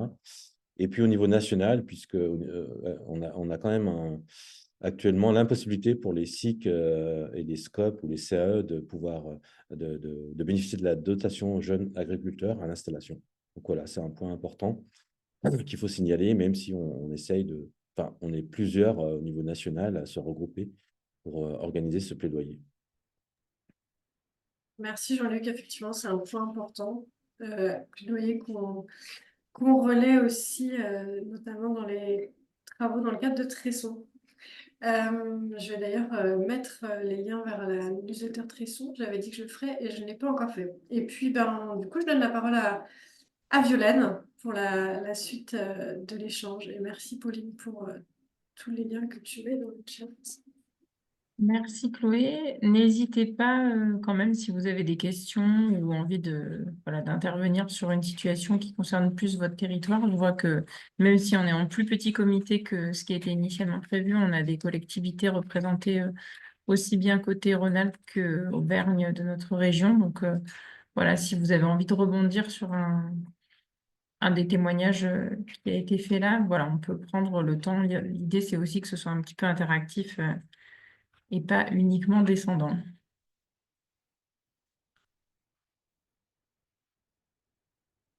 Bon, de toute façon, on gardera un temps aussi à la fin de l'ensemble des présentations. Donc, vous pouvez préparer vos petites réflexions et questions pour après.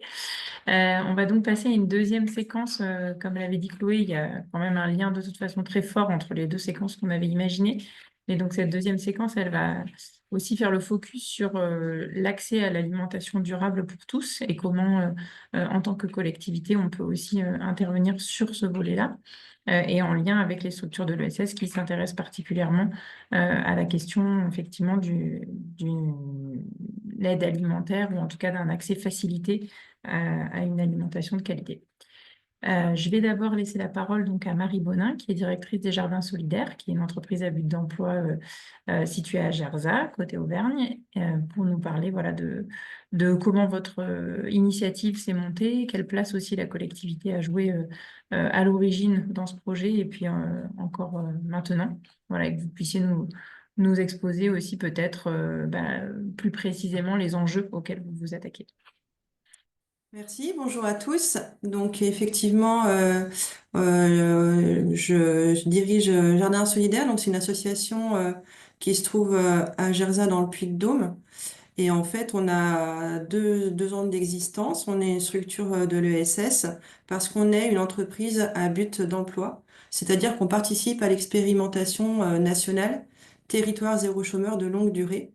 Donc, c'est une expérimentation qui est mise en place sur une soixantaine de territoires. Et on a à côté de Clermont-Ferrand, Gerza et puis un quartier prioritaire de Clermont-Ferrand qui est habilité territoire zéro chômeur.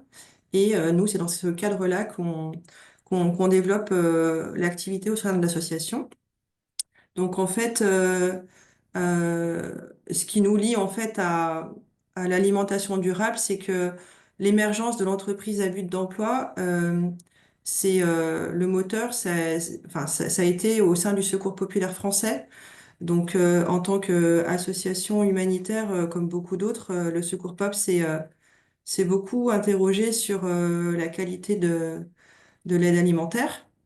Et une des solutions apportées, notamment post-Covid, c'était vraiment, enfin comme d'autres associations, hein, c'était de peut-être dans un premier temps acheter des produits avec les dons ou sur fonds propres, des légumes notamment, des produits frais et notamment des légumes, ou en tout cas des produits de qualité.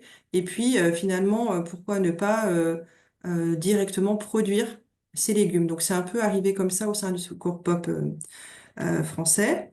Et puis de fil en aiguille, le lien avec les collectivités, c'est en fait assez fait parce que je pense que les collectivités de Clermont-Ferrand, de Gerza et puis la Clermont-Auvergne Métropole partageaient ces problématiques-là. Et, euh, donc autour de l'aide alimentaire, mais autour de l'emploi puisque le premier recours à l'aide alimentaire, enfin la raison, c'est l'absence d'emploi. Et donc la dynamique territoriale autour de l'emploi a fait que ces trois collectivités ont porté une candidature pour expérimenter territoire zéro chômeur de longue durée. Et donc nous on s'est associés à ça. Ce qui fait qu'aujourd'hui en fait, Jardin solidaire, il y a deux engagements. Il y a l'engagement de création d'emplois pour des personnes du territoire qui en sont privées durablement.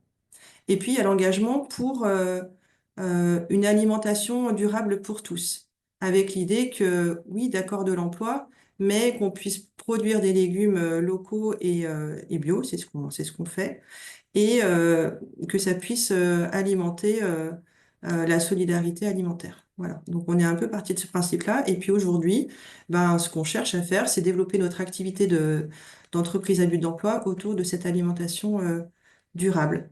Voilà. Donc aujourd'hui, Jardin Solidaire, on est 17, on est 20 salariés, dont 17 issus de la privation d'emploi. Une dizaine sont sur l'activité maraîchage. Donc, la collectivité de Gerza nous a mis à disposition une parcelle d'1,5 hectare qu'on a mis en culture au sein du Secours Pop. Et puis, petit à petit, après, ça a glissé sur Jardin Solidaire. Et donc, aujourd'hui, notre production de légumes bio est destinée à l'aide alimentaire. Donc, on travaille bien sûr avec le mouvement Secours Pop, mais aussi avec le Secours catholique, avec d'autres associations qui ont une solidarité alimentaire. Et puis, en fait, ce sont nos surplus qui vont venir compléter les gammes des producteurs. Voilà, on essaye vraiment de travailler et d'accompagner les salariés vers l'emploi agricole. Donc, c'est important qu'on puisse faire partie de ce milieu agricole. Et on vient en soutien des producteurs locaux. Donc, on va venir compléter leur gamme sur certains produits parce qu'un des principes de l'expérimentation, c'est que les entreprises à but d'emploi euh, ne doivent pas agir sur le champ concurrentiel. Donc, on ne peut pas être mis en concurrence avec des producteurs locaux. On vient donc en soutien. On est adhérent 63 saveurs. Donc, c'est un groupement de producteurs qui, alors pour le coup, n'est pas bio, mais qui est en conventionnel. Et donc, nous, on va leur apporter leur surplus, mais les coûts sont faits par eux, etc. Nous, on arrive quand les autres producteurs euh, ne peuvent pas produire suffisamment. Nous, on arrive en soutien. On fait aussi des chantiers agricoles, pareil, pour venir en aide aux agriculteurs quand il y a un coup de bourre. Donc, on est également en lien avec Agri Emploi 63, qui a le groupement d'employeurs agricoles. Et puis, on a développé aussi une activité logistique parce qu'en fait, les personnes privées d'emploi qui sont volontaires à l'expérimentation choisissent leur métier. Et donc, certains ont choisi le maraîchage, mais d'autres ont choisi la logistique. Donc, le fait de préparer des commandes et de livrer. Et donc, là, on va travailler pour, toujours pour des producteurs, soit pour aller collecter sur leur ferme jusqu'à la plateforme du groupement.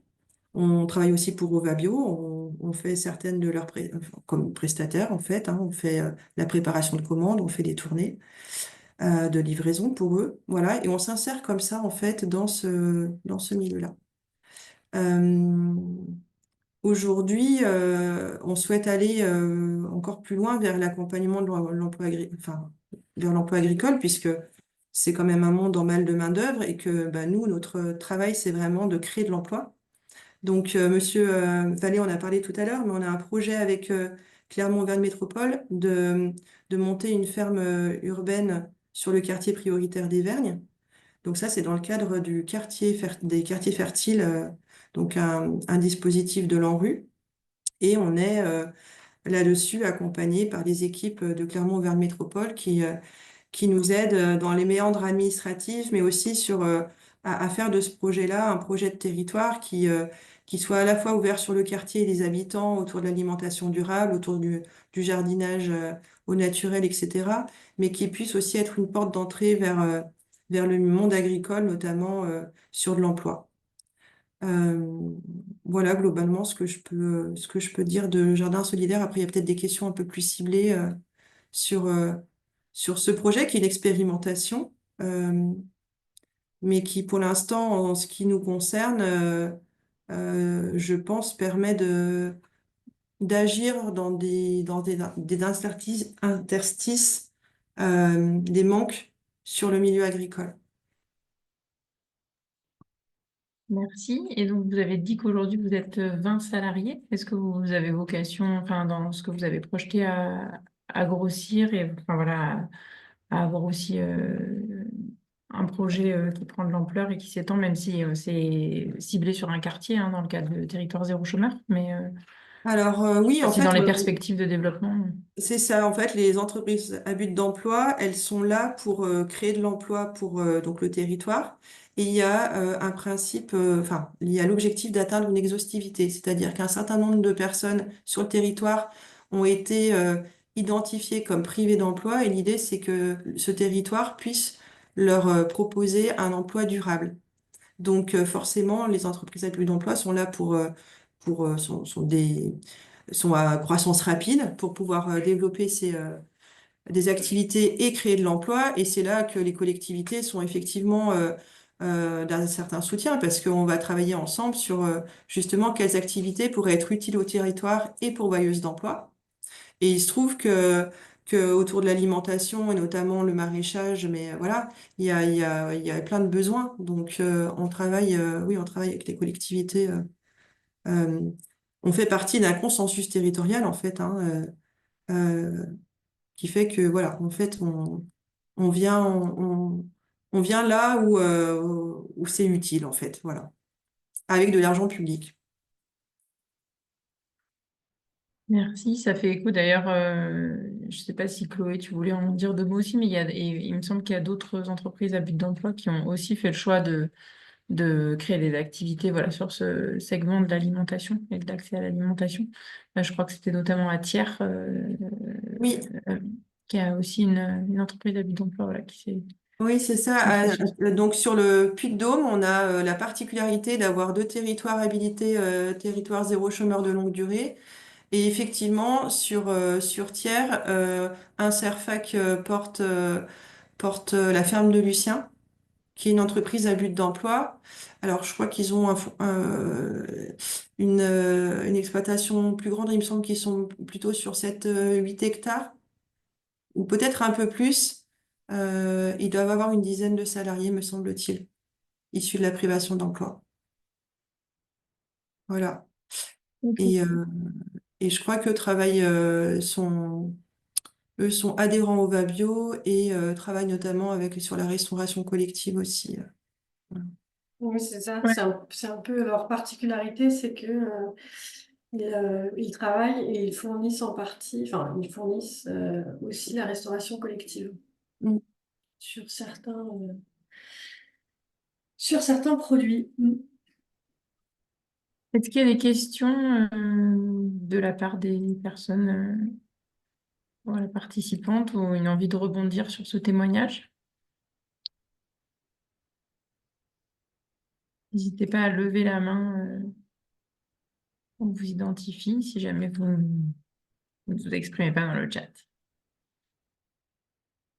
Sinon, je vais faire la transition avec nos deux intervenants suivants. En plus, j'ai entendu des choses voilà, dans l'intervention de Marie Bonin qui, pour moi, font bien la transition avec cette notion de aussi travailler avec les agriculteurs et sur les surplus des producteurs et d'intervenir aussi voilà, sur des chantiers agricoles. Enfin, ce lien, en fait, de dire aussi comment des structures de l'économie sociale et solidaire viennent travailler vraiment à l'échelle d'un territoire avec l'ensemble des acteurs agricoles.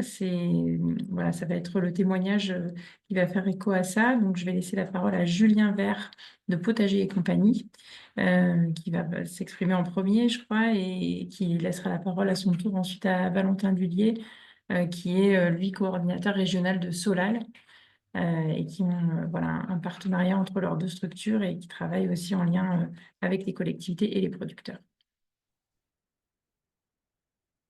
Merci, bonjour à toutes et tous. Donc moi je m'appelle Julien Vert. Donc j'ai cofondé une entreprise de l'économie sociale et solidaire qui s'appelle Potager et compagnie. On est installé à la ferme Saint-Georges dans le Var.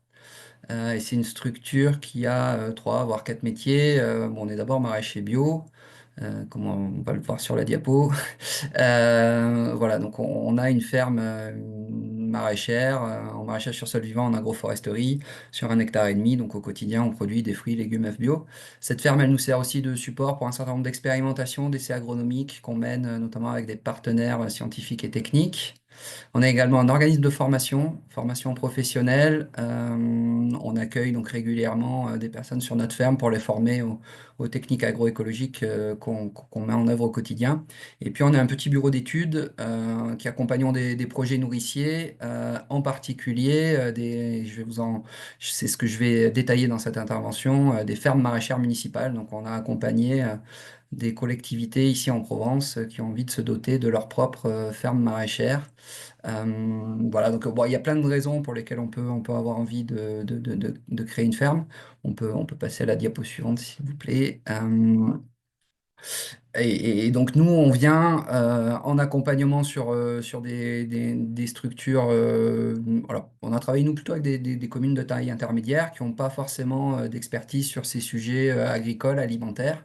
Et on vient apporter une expérience concrète de producteur bio. Enfin, moi, j'y tiens beaucoup, hein. Voilà, je vends des tomates au kilo, mais pas des PowerPoint. Voilà, on est un bureau d'études opérationnel. On vient transférer une expérience concrète de terrain pour faire tout ce qui va être en amont, évidemment, études de faisabilité, dimensionnement, chiffrage technico-économique, aider à la recherche de foncier, à l'analyse de parcelles, faire la conception, hein, le design agroécologique de la ferme, avec une attention forte sur l'intégration dans l'environnement, la mise en place d'un certain nombre d'aménagements en faveur de la biodiversité. On peut aider, selon le statut, on en reparlera, mais on peut aider nos clients à recruter un maraîcher. On s'occupe ensuite de la maîtrise d'œuvre proprement dite, donc du suivi de chantier, de la recherche des prestataires, des fournisseurs pour faire sortir la ferme de terre.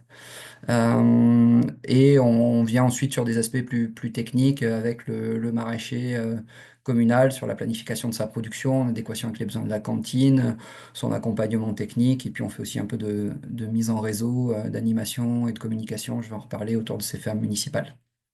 Sur la diapo suivante, s'il vous plaît. Alors, pourquoi on crée une ferme maraîchère municipale? Pourquoi nos clients en collectivité se lancent dans cette aventure? Bon, évidemment, il y a l'idée de fournir des fruits et légumes bio pour la cantine, éventuellement aussi pour la solidarité. C'est une façon originale hein, de répondre aux obligations de la loi Egalim. Mais c'est pas que ça, hein, ces fermes, c'est des super outils pédagogiques puisqu'on va faire le lien entre ce que les enfants vont voir sur la ferme, hein. Il va y avoir des visites, des ateliers qui vont être organisés, et donc le lien entre ce qu'ils auront vu au champ et ce qu'ils ont dans l'assiette. Et ça, c'est voilà, un outil de sensibilisation aux questions d'agriculture, d'alimentation durable, d'environnement qui est extrêmement fort. C'est aussi un projet qui est un peu un projet totem, voilà, qui permet d'incarner, de rendre visible l'engagement, la volonté d'une collectivité de s'emparer de ces questions de souveraineté alimentaire locale. C'est évidemment un projet qui a beaucoup de sens et qui est très, très valorisant pour la commune. Et puis le dernier intérêt qu'on y voit, c'est que ce sont des fermes qui donc sont exploitées en régie ou sur des modèles d'économie mixte et qui sont donc quand même déconnectés du fonctionnement économique classique des exploitations agricoles et qui, pour le dire très trivialement, ont beaucoup moins de pression que peuvent les avoir un exploitant agricole classique qui est endetté, qui gagne mal sa vie, voilà. Et donc, c'est des fermes sur lesquelles on peut se permettre d'aller plus loin dans des pratiques agroécologiques, d'avoir voilà, des choses qui sont davantage poussées en termes, bah, par exemple, de voilà, réduction de travail de sol, réduction de l'utilisation d'engrais ou de pesticides, aménagement en faveur de la biodiversité. Donc ça en fait des petits laboratoires, je trouve, aussi de la transition agroécologique avec la possibilité d'essaimer sur le territoire. Alors, on va passer à la diapo suivante, s'il vous plaît. On parle spontanément de régie, mais c'est pas le seul modèle. Voilà, chez Potager et compagnie, on a travaillé à différents montages juridiques possibles pour une collectivité qui voudrait se lancer dans le fait de produire ses propres fruits et légumes bio. Donc la régie agricole, ça marche très bien. C'est un outil qui est relativement simple à mettre en place, mais évidemment, c'est très engageant pour une collectivité qui va bah, supporter le risque d'exploitation, embaucher des maraîchers, devoir prévoir un budget de fonctionnement annuel.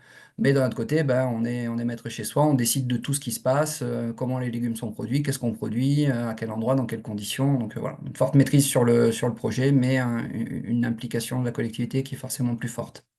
À l'autre extrémité du spectre, voilà, il y a des collectivités qui se tournent vers le fait de mettre à disposition du foncier communal ou du foncier public à un agriculteur. Ça, effectivement, ça coûte pas très cher, mais bah, en gros, vous maîtrisez rien, voire enfin, quasiment rien. Notamment, voilà, le titulaire d'un bail rural peut très bien décider de faire autre chose que du maraîchage, peut très bien décider, même s'il fait du maraîchage, de ne pas vendre ses légumes à la cantine, parce que bah, c'est moins rémunérateur que d'aller les vendre en direct. Voilà. Et bah, il y a des niveaux intermédiaires. On peut aller chercher du côté du droit des marchés publics pour monter enfin, pour essayer d'avoir des montages un peu originaux dans lequel on va essayer d'avoir une espèce de partenariat public-privé entre la collectivité qui peut porter le foncier et une partie des investissements et un exploitant qui va produire des légumes. Et là, dans ce type de montage, on peut sécuriser le fait que les légumes iront in fine à la cantine. On va passer à la diapo suivante, s'il vous plaît. Donc, en plus de toutes les activités que j'ai décrites, on a organisé avec la ville de Montsartou, qui a une régie agricole depuis plus de 12 ans maintenant, des premières rencontres nationales des fermes municipales. Donc, c'était le 20 et 21 juin dernier. Il y a eu près de 150 participants un peu partout en France. Voilà, dans l'idée de commencer à échanger entre collectivités qui ont déjà ou qui ont envie de se doter d'un projet nourricier de ce type-là. Voilà, et donc je vais vous partager là sur les diapos suivantes quelques enseignements de ces rencontres, sachant qu'on a mis beaucoup de choses en ligne. Notamment ces rencontres, elles nous ont permis de faire un premier répertoire national des fermes. Alors je dis municipal pour aller vite, mais on s'intéresse à tous les échelons de collectivité. Donc lors de ces rencontres, il y avait des fermes municipales, il y avait des fermes intercommunales, il y avait une ferme métropolitaine, il y avait une ferme départementale. Enfin, voilà, il y a beaucoup de niveaux de collectivité qui se lancent. Vous voyez sur la carte que c'est bah, qu'on en trouve un peu partout en France, en tout cas pour voilà, pour la cinquantaine de projets qu'on a recensés, sachant qu'on sait très bien que ce premier recensement n'est pas exhaustif et qu'il y a plein d'autres projets, et on va continuer à les documenter. Ces 48 projets, ça représente quand même 500 hectares de terres agricoles qui sont aujourd'hui exploités en régie, qui produisent des fruits et légumes bio, qui alimentent des enfants. C'est des collectivités qui, mis bout à bout, représentent quasiment 5 millions d'habitants en France, et c'est plus de 227 000 repas par jour qui sont alimentés par ces projets. Voilà, donc ces quelques chiffres, c'est pour montrer que cette question des fermes municipales, intercommunales ou départementales, c'est pas du tout voilà, quelque chose de marginal ou d'isolé. On en trouve dans plein de contextes, ça marche, et c'est des expériences extrêmement intéressantes. Voilà, on va passer à la diapo suivante. Vous allez retrouver, je vous ai mis là le lien vers la chaîne YouTube sur laquelle on a mis en ligne toutes les vidéos, donc toutes les séquences plénières, plein d'interviews ont été réalisées, tout ça a été mis en ligne. Donc voilà, vous pouvez regarder ça tranquillement. Il y a à la fois des élus, des techniciens qui témoignent de leur projet de régie agricole. On avait aussi associé des chercheurs qui sont venus nous aider à prendre un peu de hauteur, de réfléchir à tout ce qui se passait. Voilà, donc vous retrouvez tout ça sur la chaîne YouTube et sur le site internet des rencontres nationales des fermes municipales. Sur la diapo suivante, s'il vous plaît. Voilà, il y a eu lors de ces premières rencontres nationales une forte volonté de continuer à échanger entre collectivités engagées comme ça dans des projets nourriciers, sur des aspects techniques, sur des questions de formation des agents, sur des questions aussi de difficultés juridiques, réglementaires, donc qui sont autant de sujets de plaidoyer à porter, notamment au niveau national. Et donc il y a un collectif qui a été mis en place, un collectif national des fermes municipales, qui est une structure pour l'instant souple, complètement ouverte, qu'on co-anime avec la ville de Montsartou, qu'on va essayer de formaliser. On est en train de travailler sur le financement d'un poste d'animateur ou d'animatrice pour nous aider à structurer et à développer ce réseau. Et il y a d'ores et déjà une seconde édition des rencontres nationales des fermes municipales qui est prévue en 2025 à Épinal. Ça sera le 17 et 18 juin prochain. Voilà, donc on va commencer à communiquer sur cette seconde édition et puis sur les activités du collectif en début d'année. Mais vous êtes d'ores et déjà les bienvenus si le sujet vous intéresse et que vous avez envie de contribuer. Voilà, je pense que j'ai fini. Je ne sais pas s'il reste encore une diapo. Non, ben voilà, après c'est plus moi. Juste voilà, un mot en conclusion pour dire que bah, ces fermes municipales, voilà, c'est vraiment des projets intéressants sur de multiples aspects. Évidemment, la résilience alimentaire locale, l'éducation à l'alimentation durable, la contribution à la transition agroécologique, le fait aussi de se réapproprier un peu à une échelle locale ces questions de démocratie alimentaire, de souveraineté alimentaire, de choix aussi de modèles agricoles et alimentaires. Voilà, ça permet de déverrouiller un peu le jeu hein, sur un sujet voilà, qui était sur lequel bah, les collectivités arrivent avec des idées nouvelles, des jeux d'acteurs qui sont peut-être plus ouverts que ce qui se déroule habituellement entre l'État et la profession agricole. Donc c'est des super outils. C'est des projets qui coûtent pas si cher. On pourra détailler dans les questions et dans les réponses. Moi, je dis souvent qu'une ferme municipale, ça coûte moins cher qu'un rond-point, parce que c'est vrai, et parce que je pense que ça dit aussi quelque chose des priorités politiques qu'on peut se donner sur un territoire. Voilà, et une des questions qui se posent sur ces fermes, c'est que, alors évidemment, on produit toujours beaucoup plus de légumes en plein été, c'est biologique. Alors même si on peut écrêter une partie de ce pic de production, bah, c'est les grandes vacances. Et donc un des enjeux forts sur ces projets sur lesquels il faut avoir travaillé en amont, c'est quand même la gestion de ce surplus estival de production. Et donc il y a plusieurs outils qui sont mobilisables pour ça, mais il y en a un en particulier, c'est la solidarité. Et il y a des acteurs sur le terrain qui travaillent autour de ça. On sait qu'il y a énormément de personnes en France qui sont en situation de précarité alimentaire. Et donc, ces fermes municipales, elles peuvent aussi contribuer à ça. Et c'est comme ça, en fait, qu'on fait connaissance avec l'intervenant suivant et avec Solal qui peut vous accompagner sur ces aspects-là. Et voilà, et j'ai fini. Merci à vous. Merci. Valentin, on vous laisse peut-être prendre la suite après cette Oui, transition. j'enchaîne. Bah, parfait, la transition était très bien, merci Julien. Bonjour à tous. Donc moi, je vais essayer de vous présenter en quelques minutes notre association Solal Auvergne-Rhône-Alpes en vous présentant les principales missions de l'association dans ses grandes lignes et de vous préciser ensuite les liens qui peuvent être faits avec les collectivités territoriales. Donc Solal Auvergne-Rhône-Alpes, c'est une association d'intérêt général qui a été créée au niveau de la région en octobre 2021, pardon, qui est rattaché à un réseau national qui, lui, existe depuis 2013. Donc, on peut passer à la diapo suivante.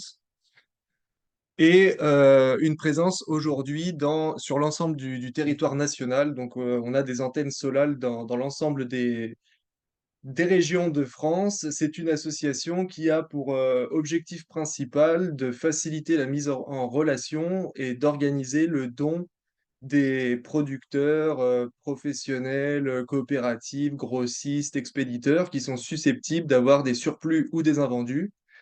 Donc, on organise le don de leurs produits gratuitement vers l'ensemble des associations d'aide alimentaire des départements et du territoire. Autant celles qui ont une habilitation au niveau national, donc type Resto du Cœur, Croix-Rouge, banques alimentaires, Secours populaire, etc., que les plus petites épiceries solidaires qui existent voilà, au niveau de la région Auvergne-Rhône-Alpes. On peut passer à la diapo suivante. Donc pour vous schématiser notre fonctionnement, alors là on a l'exemple d'un agriculteur sur l'image, mais il faut savoir, comme je le disais, que ça peut être un grossiste, un expéditeur, une coopérative, une fromagerie, n'importe quel producteur ou professionnel qui est susceptible d'avoir des surplus, dont les fermes maraîchères municipales dont parlait Julien juste avant. Donc, on est contacté en direct, soit par mail, soit par téléphone, soit par le biais de notre application web. On prend le temps avec la personne d'analyser son offre, donc les produits, les quantités, le lieu de retrait, les jours de retrait qui lui conviennent le mieux, le conditionnement, etc. Sachant que voilà, on est là pour faciliter au plus la vie de la personne ou de la structure qui va nous faire un don. Donc on est aussi dans une logique de faciliter les choses au plus pour lui. Une fois que tout est clair de notre côté, on propose le don à l'ensemble des associations d'aide alimentaire du département et on leur laisse en général entre 24 et 48 heures pour se positionner. On fait un retour au donateur où on recense l'ensemble des réponses qu'on a pu obtenir et c'est systématiquement le donateur qui décide de la validation finale. Donc, à savoir, si plusieurs associations se positionnent sur un même don, c'est lui qui peut choisir de trancher, de diviser son don pardon, en plusieurs parts, ou alors privilégier, prioriser une association avec laquelle il a plus envie de travailler qu'une autre. On organise aussi pour ces professionnels le service après-don, donc en organisant la gestion administrative des attestations qui permettent aux donateurs de bénéficier d'une déduction fiscale, donc à hauteur de 60% du coût de revient de leurs produits, dans une certaine limite, mais voilà, c'est un avantage qui permet aux professionnels de perdre l'intégralité du fruit de leur travail. On peut passer juste après. Depuis notre création, donc on a pu organiser, faciliter le don de 1493 tonnes de produits. 88% de ces produits sont des produits frais, donc essentiellement des fruits et des légumes. Ça représente l'équivalent de 3 millions de repas distribués et on a actuellement 130 associations d'aide alimentaire au niveau de la région qui ont bénéficié de nos produits. On est en lien de façon régulière avec les projets alimentaires territoriaux au niveau de la région. On est aujourd'hui en lien avec une grosse vingtaine de PAT sur les 63 qui existent au niveau d'Auvergne-Rhône-Alpes. Et en rencontrant les élus ou les personnels administratifs de ces collectivités, on s'aperçoit que celles d'entre elles qui se sont lancées dans la conception des fermes municipales, comme le disait Julien, sont susceptibles d'avoir des surplus pendant les pics de production ou alors pendant les périodes de vacances scolaires par des difficultés à écouler justement ces produits. Donc, on est susceptible d'apparaître voilà, comme une solution pour ces collectivités tout simplement parce que la période estivale, c'est une période où les associations sont, pour certaines, fermées pendant 2, 3, voire un mois, 2, 3 semaines, voire un mois. Donc nous, on garantit, alors pas à 100%, mais à 98%, que les dons qui nous sont proposés sont distribués et sont récupérés par une ou plusieurs associations. Donc disons que ça éviterait à la collectivité d'avoir à partir en recherche des associations de son secteur et de son territoire pour faire en sorte qu'une ou plusieurs puissent récupérer les produits disponibles. Voilà, on a cet avantage d'avoir une vue d'ensemble sur les associations et les acteurs de l'aide alimentaire sur les territoires. Et ensuite, on apparaît aussi comme une solution pour les produits qui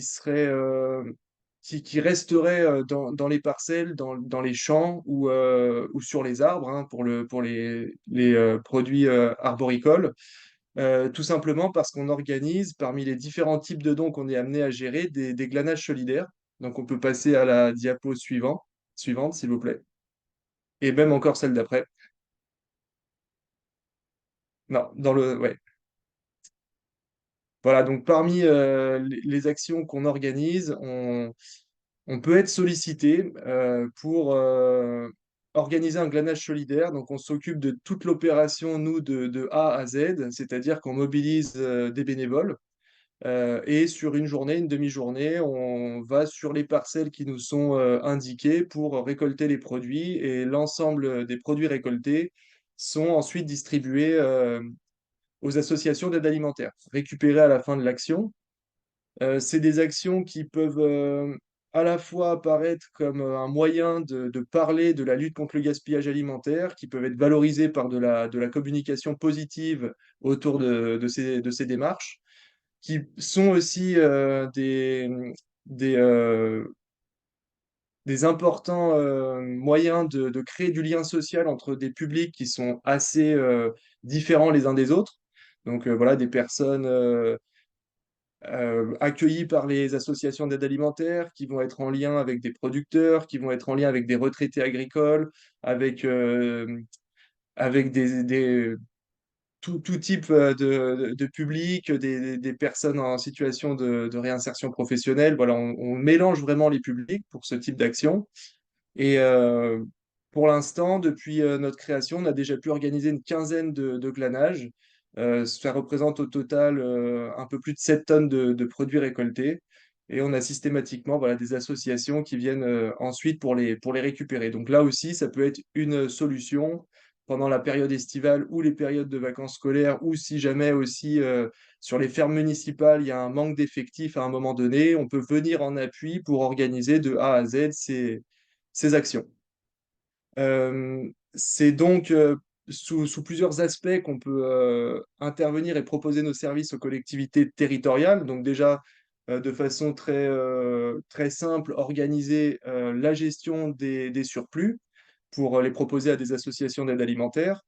On peut aussi être un service qui est proposé aux professionnels que vous avez les uns les autres sur vos territoires, que vous connaissez certainement mieux que nous parce qu'on agit à l'échelle de la région et qui peuvent être susceptibles d'avoir voilà, ces surplus, ces invendus, des problèmes d'étiquetage, des problèmes de dates qui arrivent à échéance, etc., et qui ne savent pas exactement quoi faire de ces produits. Donc voilà, on peut apparaître comme une solution pour ces personnes-là. Communiquer positivement autour des actions et des démarches solidaires dont je parlais juste avant. On a au mois de septembre notamment nos journées nationales du don agricole où on est soutenu et parrainé par le ministère de l'Agriculture. Donc ça peut être un moyen pour nous de mettre en avant des projets intéressants, des démarches solidaires que vous seriez susceptibles d'avoir à l'échelle de vos territoires. Donc ça, on sera tout à fait intéressés, nous, pour rentrer en partenariat avec vous sur ce type de démarche. Et pour finir, voilà, la possibilité de créer du lien social, de mobiliser les habitants de vos territoires sur des actions concrètes et solidaires. Voilà. On est en lien donc avec le réseau des fermes maraîchères municipales par le biais de Julien pour l'instant, avec l'association des maires ruraux de France, et on est à l'écoute et disponible pour l'ensemble des collectivités qui souhaiteraient en savoir plus. Merci beaucoup, Valentin. Donc, on arrive au bout de nos interventions, puisqu'on devait avoir une intervention de la communauté de communes du Diois dans le cadre de son PAT. Mais donc, la personne qui devait intervenir, comme l'a précisé Chloé en introduction, voilà, n'était finalement pas disponible aujourd'hui pour des raisons qui lui ont échappé, on va dire.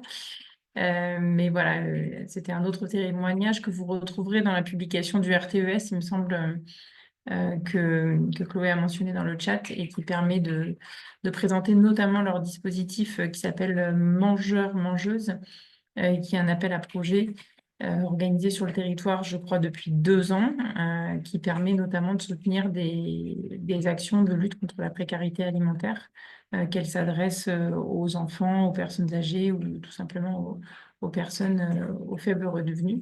Donc voilà, c'est une initiative complémentaire que vous pouvez retrouver. On a perdu quelques participants en cours de route, mais voilà, on s'est permis d'enregistrer en fait les présentations aujourd'hui. Donc j'espère que ça ne posera pas de problème aux intervenants. Sinon, n'hésitez pas à nous le mentionner dans le chat, mais pour pouvoir le rediffuser notamment à ceux qui s'étaient inscrits, puisqu'on avait quand même une 50aine de personnes qui s'étaient dites intéressées pour participer aujourd'hui et certaines n'ont pas pu se connecter, donc on se permettra de leur diffuser le replay.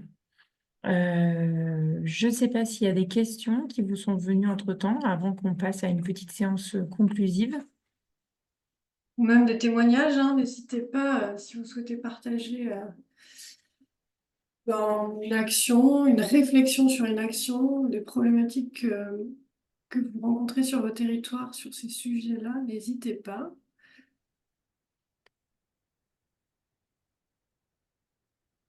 Toute la difficulté de l'exercice en visioconférence. Ouais, on essaie que ce soit le plus participatif possible, mais c'est pas toujours évident. Eh bien, si personne, n'hésitez pas hein, vraiment à prendre la main, le micro, mais si tant que personne se lance, je vais vous proposer peut-être une petite synthèse des leviers d'action. Je veux bien que tu passes la diapositive, s'il te plaît. Merci Pierre-Alain. Présente sur les facteurs de réussite. Je pense qu'un certain nombre d'entre eux ont été évoqués par les différents intervenants. Mais en tout cas, voilà, ce qu'on a pu relever au RTES avec les retours d'expérience des collectivités territoriales adhérentes sur ces enjeux de développement d'actions en faveur d'une alimentation durable et d'une agriculture durable sur les territoires. Aussi parce que finalement, ce sont des sujets qui sont multidimensionnels et multifactoriels, qui a un fort enjeu, mais bon, comme souvent, hein, mais d'un portage politique fort, notamment justement pour embarquer en transversalité l'ensemble des directions et élus de la collectivité territoriale ou des collectivités quand on est plutôt à une échelle intercommunale. Donc voilà, ça, évidemment, c'est un point d'appui essentiel. Un autre point, quand ce portage politique n'est pas évident, ou en tout cas, c'est quand c'est pas évident de convaincre les autres collègues, la réalisation de diagnostics partagés, donc avec les acteurs du territoire,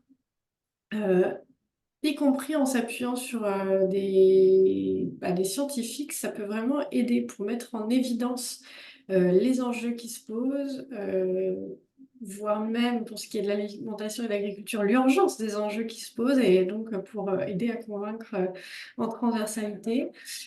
Avoir une attention constante à la cohésion sociale, donc on l'a un peu évoqué via les derniers témoignages, mais c'est vrai que voilà, pour vraiment veiller à s'adresser à l'ensemble de la population et pas seulement à quelques personnes déjà convaincues, en fait. Vraiment garder cette attention constante au fait de s'adresser au plus grand nombre. La mobilisation des acteurs économiques et des réseaux d'acteurs économiques, notamment de l'ESS, ça forcément côté RTES et la CRES, on ne vous dira pas l'inverse, mais c'est vraiment important. On l'a vu aussi à travers les différents témoignages et présentations, il y a un grand nombre d'acteurs, de réseaux et de structures de l'économie sociale et solidaire engagés sur ces enjeux sur le territoire Auvergne-Rhône-Alpes. Donc surtout, n'hésitez pas à les mobiliser. Voilà, ils peuvent vraiment vous aider à structurer des plans d'action, travailler sur des diagnostics, mettre en place des cellules d'animation. Enfin, je ne vais pas redire tout ce qui a pu être dit là dans les différents témoignages, mais voilà, il y a vraiment des appuis possibles. La co-construction des plans d'action, toujours en lien avec les acteurs du territoire et si possible en allant jusqu'à la mise en place d'une gouvernance partagée, l'inscription dans le temps long et l'importance aussi d'avoir une évaluation des actions, plans d'action et projets mis en place, y compris avec on a noté ainsi, y compris en termes de répercussion des actions à d'autres échelles territoriales. C'est-à-dire que sur ces questions d'alimentation, d'agriculture, dès qu'on travaille sur des filières, la structuration de filières, des filières de production et de distribution, on dépasse très souvent les frontières administratives, ou en tout cas nos actions ont un impact au-delà de ces frontières et c'est intéressant et important de aussi s'articuler avec d'autres échelles territoriales. Donc voilà, je vous apprends rien, mais c'était plus l'idée de faire un peu une synthèse des points d'appui et des facteurs de réussite. Et puis, avant de se quitter, on voulait vous repartager. De toute façon, on vous partagera le diaporama. Vous y trouverez sur la slide suivante tout un ensemble de ressources de la CRES, du RTES, où on a vraiment voilà, un ensemble de ressources possibles sur le sujet. J'en ai pas encore parlé, mais pour information et dans le cadre de Tresson, au RTES, on a une foire aux questions juridiques qui normalement est réservée aux adhérents, mais là, dans le cadre du projet Tresson, est ouverte à toutes les collectivités rurales et sur les questions d'agriculture et création d'activités en ruralité. Donc, n'hésitez pas. On a un juriste au RTS qui peut aussi vous aider à répondre à un ensemble de questions. Et puis, je crois que je redonne la parole à Violaine pour vous donner les prochains rendez-vous. Oui, merci. Donc, Oui. effectivement, vous retrouvez aussi sur notre site une note de contexte sur l'alimentation et la place surtout des acteurs de l'ESS voilà, dans cette filière-là. Vous avez le lien qui vous est partagé là. Et donc, sur les prochaines échéances, donc, on va vous faire passer en fait un petit questionnaire. Là, dans le chat, si possible, je ne sais pas si effectivement, Pierre-Alain, tu as la main dessus. Je vois que tu as déconnecté le support. Voilà, on va vous le faire passer si possible dans le chat, mais on le renverra de toute façon à tous les inscrits en fait et les participants, qui vous permettra de nous suggérer les prochaines thématiques que vous souhaiteriez voir abordées en 2025 dans le club. On essaye de toujours s'adapter à vos besoins et à vos suggestions. Donc n'hésitez pas à en citer plusieurs, voilà. Et puis ensuite on fera une petite sélection là-dedans. On n'a pas encore défini de prochaine date, donc on vous la fera passer aussi dès qu'elle sera fixée, mais ça sera probablement plutôt au printemps 2025 qu'on organisera voilà, cette prochaine session. D'ici là, on n'hésitera pas aussi à vous informer de prochains événements qui seront organisés sur les territoires.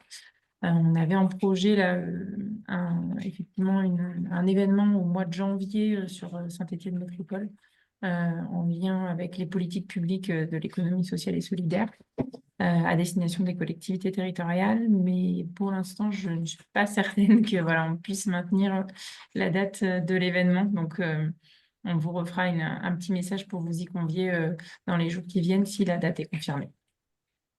Et en tout cas, je remercie chaleureusement tous les intervenants de s'être prêtés au jeu, d'une intervention qui était un petit peu timée, mais voilà, qui nous a permis de brosser sur ces 2 heures vraiment une diversité d'initiatives et de témoignages. Et n'hésitez pas, si vous avez des questions en fait, à l'issue de ce webinaire aussi, à revenir vers nous. Vous avez les coordonnées du RTES et puis voilà, on pourra vous renvoyer d'autres ressources ou vous mettre en lien directement avec certains des intervenants si besoin. Merci beaucoup à toutes et tous et puis très bonne fête de fin d'année ou à minima très bonnes vacances en espérant que pour vous en ayez un petit peu les uns et les autres.